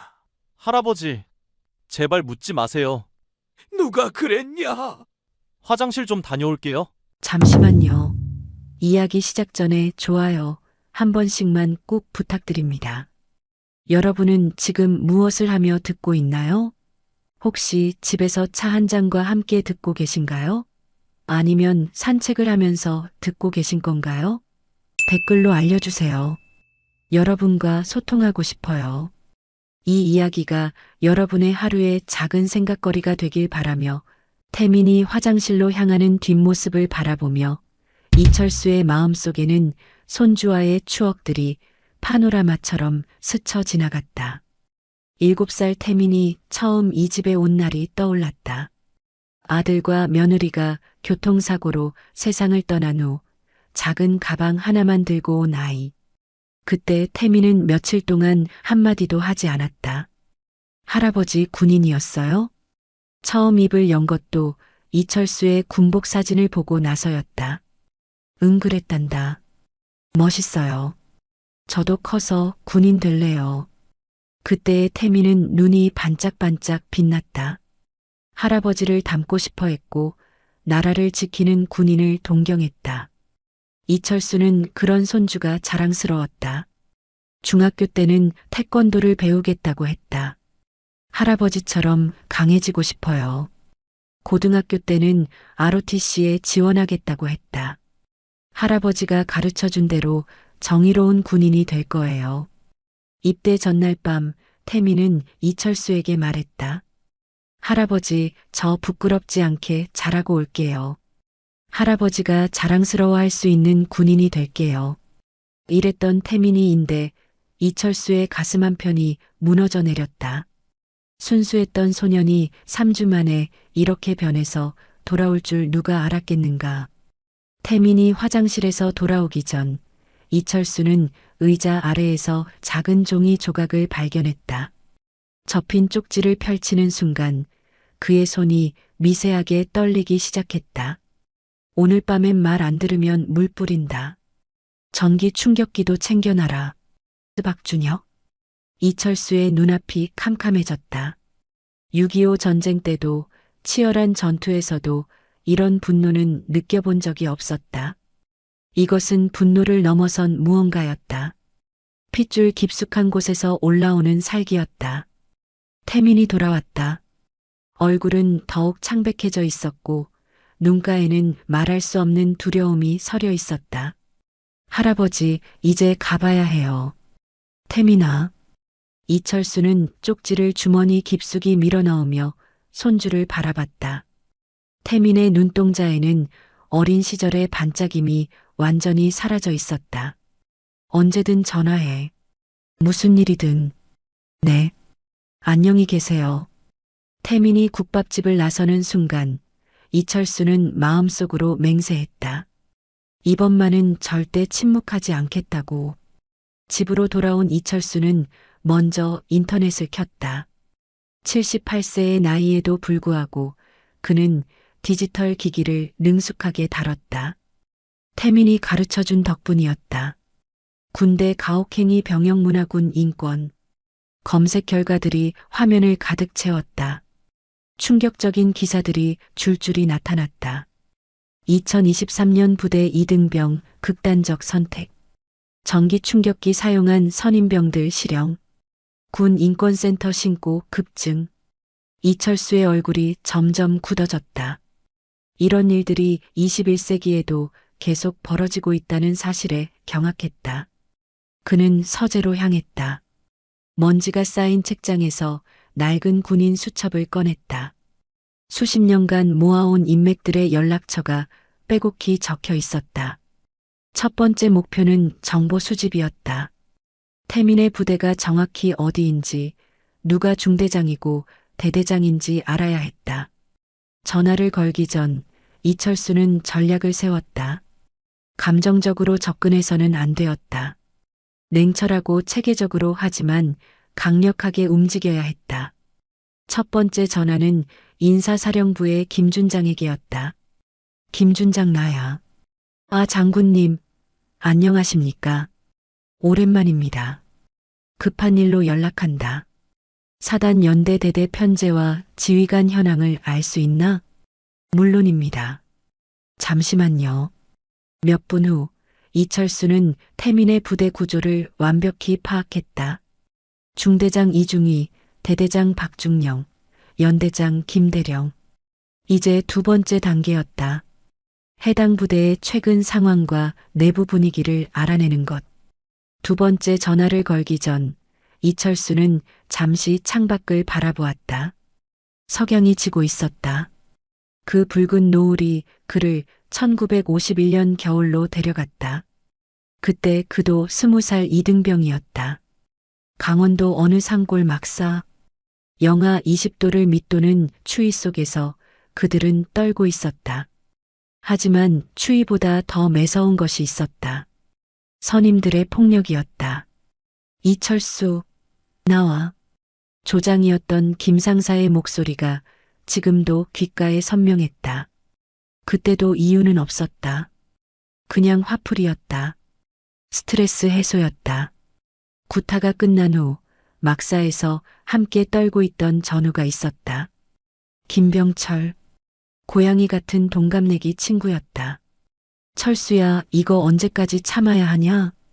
참으라고 했잖아. 곧 전쟁 끝나면. 아니야. 이건 잘못된 거야. 우리가 나라 지키러 온 건데 왜 같은 편한테 맞아야 해? 김병철은 정의감이 강했다. 어릴 때부터 불의를 보면 참지 못하는 성격이었다. 병철아, 참아. 우리가 뭘 할 수 있겠어. 신고하자. 상급 부대에 신고하자. 그러면 더 맞아. 너도 알잖아. 그날 밤도 구타가 있었다. 이번에는 김병철이 표적이었다.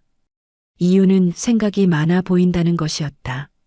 김병철이 쓰러질 때까지 구타는 계속되었다. 이철수는 옆에서 그 광경을 지켜만 봤다. 도울 수 없었다. 아니, 도우려 하지 않았다. 자신이 맞는 것이 두려웠기 때문이다. 그 다음 날 새벽 김병철은 막사를 빠져나갔다. 어디가? 좀 바람 쐬고 올게. 그것이 마지막 대화였다. 다음 날 아침 그들은 강가에서 김병철의 시신을 발견했다. 얼어붙은 강물 속에서. 부검 결과는 사고사였다. 미끄러져 빠진 것이라고 했다. 하지만 이철수는 알고 있었다. 김병철이 스스로 그 강으로 걸어 들어갔다는 것을. 장례식에서 김병철의 어머니가 울부짖었다. 우리 병철이가 뭘 잘못했다고. 도대체 뭘 잘못했다고. 이철수는 그때 아무 말도 할 수 없었다. 진실을 말할 용기가 없었다. 그 죄책감이 70년 동안 그를 따라다녔다. 승진하고 별을 달고 장군이 되어서도 그 무게는 줄어들지 않았다. 하지만 이제는 달랐다. 이제는 힘이 있었다. 그리고 무엇보다 같은 일이 사랑하는 손주에게 벌어지는 것을 두고 볼 수 없었다. 김병철아, 미안하다. 그때는 용기가 없었어. 하지만 이번에는. 이철수는 주먹을 꽉 쥐었다. 이번에는 말하겠다. 이철수는 체계적으로 움직이기 시작했다. 수첩을 펼치고 필요한 연락처들을 하나씩 확인했다. 두 번째 전화는 군사정보사령부 출신인 박준장에게였다. 박준장, 나야, 이철수. 장군님, 오랜만입니다. 어떻게 지내십니까? 급한 부탁이 있다. 사단 연대 내부 상황을 좀 알아볼 수 있나? 공식적이 아니라 비공식적으로. 박준장의 목소리가 신중해졌다. 무슨 일이십니까? 내 손주가 그 부대에 있는데 좀 이상한 일이 벌어지고 있는 것 같다. 알겠습니다. 몇 시간을 주시면 알아보겠습니다. 세 번째 전화는 군 인권센터의 김중령에게였다. 김중령, 나야. 장군님, 안녕하십니까? 자네 그쪽에서 사단 관련해서 최근에 신고 들어온 게 있나? 정확한 통계는 확인해 봐야겠지만 그 지역 부대들에서 최근 몇 건 있었던 것으로 기억합니다. 그래. 어떤 종류의? 주로 가혹행위 관련이었습니다. 그런데 장군님께서 왜? 내 손주 일이야. 혹시 이태민이라는 이름으로 신고 들어온 것 없나? 바로 확인해 보겠습니다. 잠시 후 김중령이 다시 전화했다. 장군님, 이태민 이등병 관련해서는 아직 공식 신고가 없습니다. 하지만 그 부대 다른 병사 가족분께서 문의 전화를 주신 적이 있습니다. 익명으로요. 이철수의 심장이 빨라졌다. 어떤 내용이었나? 자세한 내용은 말씀드리기 어렵지만 내무반 내 위계질서 문제와 관련된 것이었습니다. 네 번째 전화는 해당 사단과 연이 있는 정운장교 출신 이소령에게였다. 이소령 이철수입니다. 장군님, 깜짝 놀랐습니다. 사단 내부 분위기가 어떤가? 솔직하게 말해달라. 사실 그쪽은 좀 보수적인 편입니다. 옛날 방식이 아직 많이 남아있다고 해야 할까요? 구체적으로 어떤 방식? 상명하복이 매우 엄격하고 선후임 관계도 아직 군기 잡는다는 명목으로 문제가 종종 있다고 들었습니다. 정보들이 하나씩 수집되었다. 그리고 그 정보들은 모두 같은 방향을 가리키고 있었다. 태민이 처한 상황이 단순한 개인적 갈등이 아니라 조직적인 문제라는 것을 같은 시각 부대로 돌아간 태민은 내무반에서 불안에 떨고 있었다. 외출을 다녀온 후에는 항상 점검이 있었다. 박준혁과 그의 무리들이 하는 일종의 의식이었다. 태민이 처음 이 부대에 온 것은 2달 전이었다.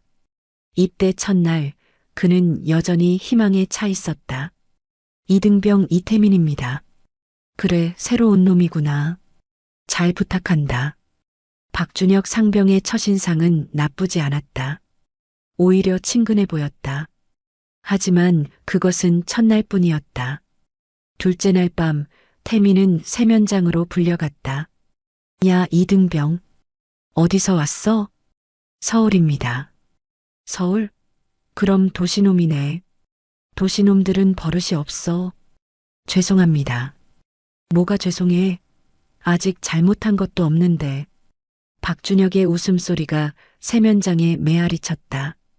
근데 도시놈들한테는 특별한 교육이 필요해. 알겠어? 네. 그때 첫 번째 주먹이 날아왔다. 배 한복판을 가격하는 정교한 타격이었다. 태민은 그대로 바닥에 쓰러졌다. 이게 뭔지 알아? 이게 군대야. 내가 생각하던 그런 곳이 아니라고. 그날 밤 태민은 처음으로 절망을 맛봤다. 하지만 그것은 시작에 불과했다. 일주일 후에는 담배가 등장했다. 팔 내밀어. 왜요? 내밀라고. 뜨거운 담뱃불이 태민의 팔뚝에 닿았다. 지글거리는 소리와 함께 살이 타는 냄새가 났다. 태민은 이를 악물고 신음을 참았다. 소리내면 더한다. 그 후로 담뱃불 고문은 일상이 되었다. 태민의 팔뚝에는 작은 화상 자국들이 하나씩 늘어갔다. 한 달 후에는 물고문이 추가되었다. 오늘은 좀 덥네. 시원하게 해줄까? 찬물이 머리 위로 쏟아졌다. 11월의 차가운 공기 속에서 물은 얼음장처럼 느껴졌다. 춥지? 그럼 좀 따뜻하게 해줄까? 전기 충격기가 등장한 것은 그 다음이었다. 매일 밤 반복되는 고문. 태민의 정신은 조금씩 무너져갔다. 웃음을 잃었고 말이 줄었고 밤마다 악몽에 시달렸다. 그리고 오늘 할아버지를 만나고 돌아온 밤. 또다시 그 시간이 다가오고 있었다. 밤 10시 태민이 두려워하던 발걸음 소리가 들렸다. 이등병 이태민. 박준혁의 목소리가 내무반에 울렸다. 하지만 오늘은 뭔가 달랐다. 그의 목소리에 평소보다 더 날카로운 기운이 담겨 있었다. 나와. 태민은 천천히 침대에서 일어났다. 다른 동기들은 모두 자는 척하며 모른 채 했다. 세면장으로 끌려간 태민 앞에 박준혁, 최민수, 김동현이 서 있었다. 세 사람의 표정이 예사롭지 않았다. 야, 너 오늘 외출해서 뭐 했어? 그냥 할아버지랑 밥 먹었습니다. 할아버지? 할아버지가 뭐 하는 사람이야? 태민은 잠시 망설였다. 할아버지가 군인 출신이라고 말해야 할까? 그냥 농사짓습니다. 박준혁의 눈이 가늘어졌다. 거짓말하지 마. 내 할아버지 군인 출신이잖아. 태민의 얼굴이 창백해졌다. 어떻게 알았을까? 설마 뭔가 이상한 말 안 했겠지? 아닙니다. 아무 말도 안 했습니다. 정말 박준혁이 주머니에서 무언가를 꺼냈다. 휴대폰이었다. 야, 이거 봐. 인터넷에 이런 글이 올라왔어. 화면에는 한 커뮤니티 게시글이 떠 있었다. 군대에서 후임이 가혹행위 당하고 있는 것 같은데 어떻게 해야 할까요? 이거 내가 쓴 거 아니야? 아닙니다. 정말 아닙니다. 그럼 누가 썼을까? 누가? 박준혁의 주먹이 태민의 복부를 강타했다. 요즘 부대 분위기가 이상해. 뭔가 눈치채는 놈들이 있는 것 같다고. 최민수가 말을 이었다. 형, 우리 조심해야 할 것 같아요. 알아. 그래서 오늘은 특별히 더 조용히 해야겠어. 김동현이 방음용 수건을 가져왔다. 이거 입에 물고 있어. 소리 나면 안 되거든. 그날 밤의 고문은 평소보다 더 잔혹했다. 하지만 동시에 더 은밀했다. 흔적을 남기지 않으려고 애쓰는 것이 보였다. 야, 기억해둬. 만약 누군가한테 말하면 그때는 정말 죽는다. 알겠어? 박준혁의 협박은 진심이었다. 태민은 고개를 끄덕일 수밖에 없었다. 하지만 그들이 모르는 사실이 하나 있었다. 이미 할아버지의 네트워크가 움직이기 시작했다는 것을. 다음 날 아침 태민의 동기인 김상현이 조심스럽게 다가왔다. 태민아, 괜찮아? 응, 괜찮아. 거짓말. 너 요즘 너무 이상해. 김상현은 태민의 변화를 계속 지켜보고 있었다. 웃음이 사라진 것, 식사량이 줄어든 것, 밤마다 악몽에 시달리는 것. 혹시 선임들한테 뭔가 당하고 있어? 태민은 고개를 저었다. 하지만 김상현의 눈에는 확신이 담겨 있었다. 태민아, 나한테는 말해도 돼. 나도 비슷한 경험이 있거든. 너도? 응. 내가 전에 있던 부대에서 거기서도 박준혁 같은 놈이 있었어. 김상현은 자신의 경험을 털어놓기 시작했다. 이상수 상병이라고 있었어. 박준혁이랑 똑같은 놈이었지. 매일 밤 후임들 불러다가 너는 어떻게 했어? 참았어. 바보같이 참았지. 그러다가 한 친구가 자살 시도를 했어. 김상현의 목소리가 떨렸다. 그때서야 정신을 차렸지. 더 이상 참으면 안 되겠다고. 그래서 신고했어. 군 인권센터에. 그랬더니 그놈 잡혀갔어. 지금 교도소 있을 거야. 태민의 눈에 희망의 빛이 살짝 스쳤다. 정말? 응. 태민아, 너도 할 수 있어. 혼자가 아니야. 그때 다른 동기인 박민재도 다가왔다. 저도 봤어요. 박준혁이 태민이한테 하는 거. 민재야, 미안해요. 그동안 모른 척해서 무서워서 그랬어요. 박민재의 고백이 이어졌다. 저도 당한 적 있어요. 다른 부대에서. 그때는 정말 죽고 싶었어요. 하나의 고백이 시작되자 다른 증언들도 쏟아져 나왔다. 이등병 최영호가 말했다. 저는 직접 당하지는 않았지만 많이 봤어요. 박준혁이 다른 후임들한테도 똑같이 하는 거. 이등병 정수민도 용기를 냈다. 작년에 전역한 선배가 그러더라고요. 그때도 박준혁이 문제였다고. 증언들이 쌓이면서 패턴이 보이기 시작했다. 박준혁의 가혹행위는 체계적이고 지속적이었다. 태민만의 문제가 아니었다. 그럼 우리 함께해요. 김상현이 제안했다. 신고요? 같이? 네. 혼자서는 무서우니까 같이 해요. 그때 휴대폰에 문자가 왔다. 태민의 폰이었다. 할아버지한테서 온 거예요. 문자 내용은 간단했다. 태민아, 혼자 참지 마라. 할아버지가 도와줄 테니까. 용기 내라. 태민의 눈에 눈물이 글썽했다. 그날 밤 이철수는 본격적인 행동에 나섰다. 하지만 그 과정은 순탄하지 않았다. 첫 번째 장애물은 군 인권센터의 관료주의였다. 김중령 긴급하게 조사팀을 보내달라. 장군님 절차가 있습니다.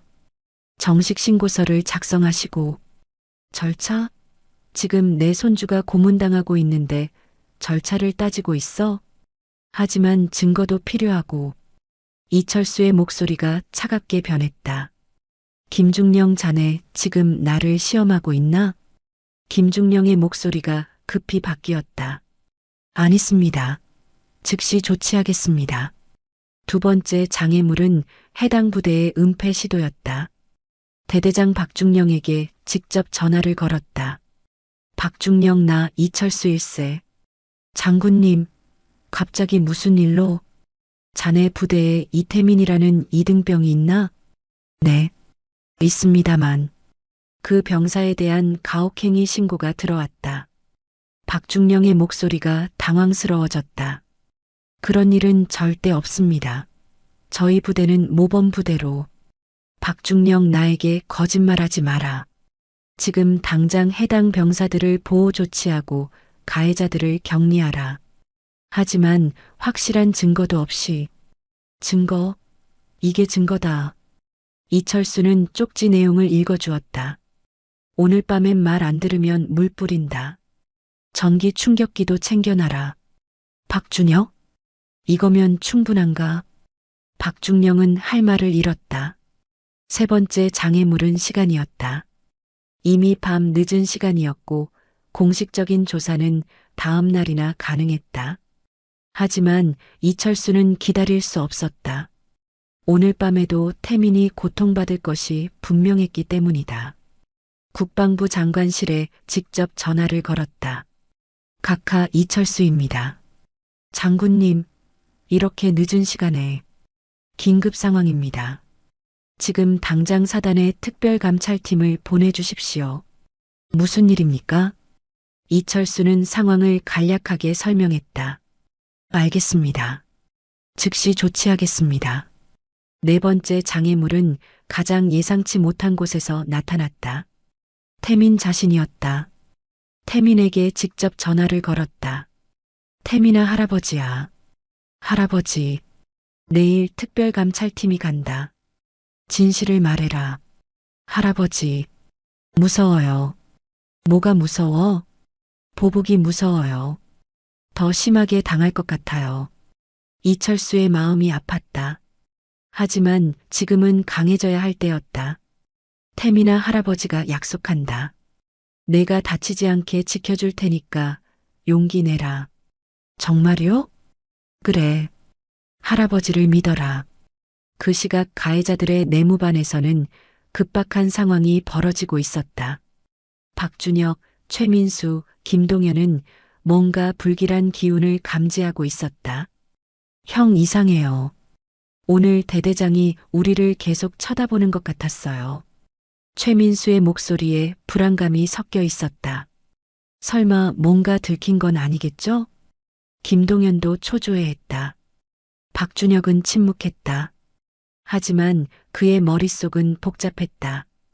오늘 외출해서 돌아온 태민의 표정이 계속 신경 쓰였다. 뭔가 다른 점이 있었다. 야, 혹시 그 새끼가 뭔가 말한 것 같지 않아? 설마요.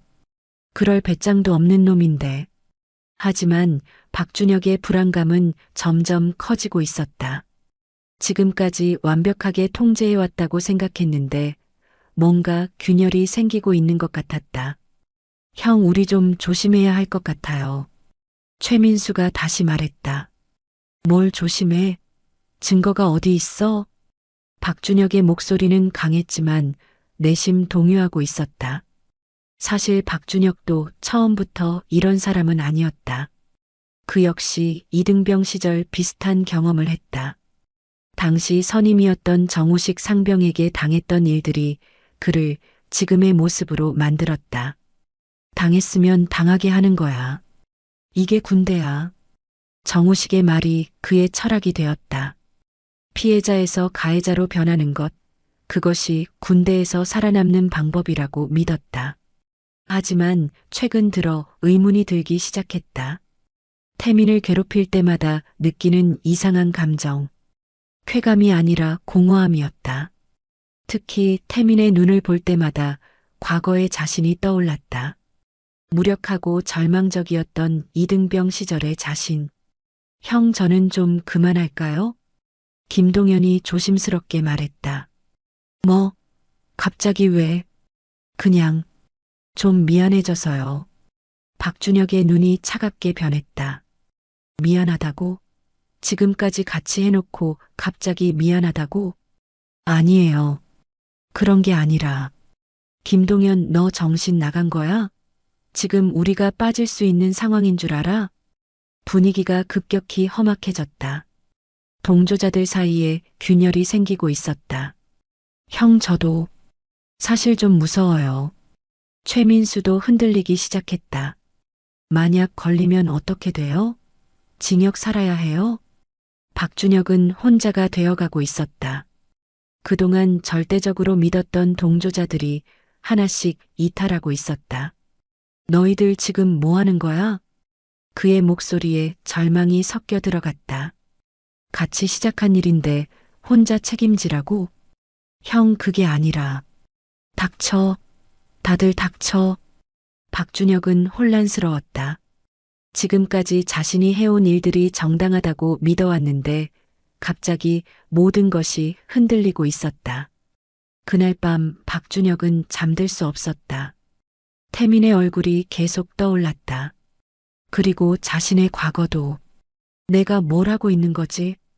처음으로 그런 생각이 들었다.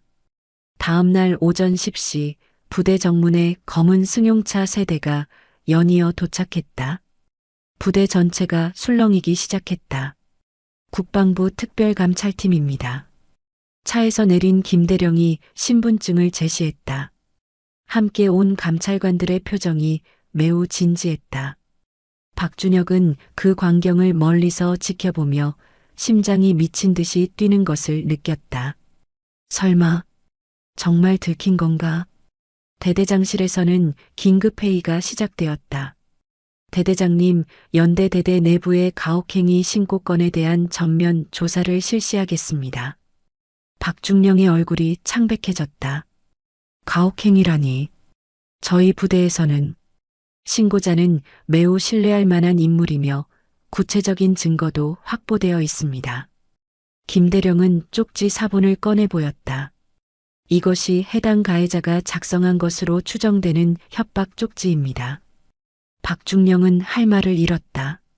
우선 피해자로 신고된 이등병 이태민을 만나보겠습니다. 태민이 호명되어 대대장실로 향할 때 그의 다리는 후들거렸다. 복도에서 박준혁과 눈이 마주쳤다. 박준혁의 눈빛에는 위협이 담겨 있었다. 하지만 태민은 더 이상 혼자가 아니었다. 할아버지의 약속이 있었고 동기들의 지지가 있었다. 이등병 이태민입니다. 편하게 앉아라. 우리는 너를 도우러 온 사람들이다. 김대령의 따뜻한 목소리에 태민의 마음이 조금씩 열리기 시작했다. 혹시 부대 내에서 선임들로부터 부당한 대우를 받은 적이 있나? 태민은 잠시 망설였다.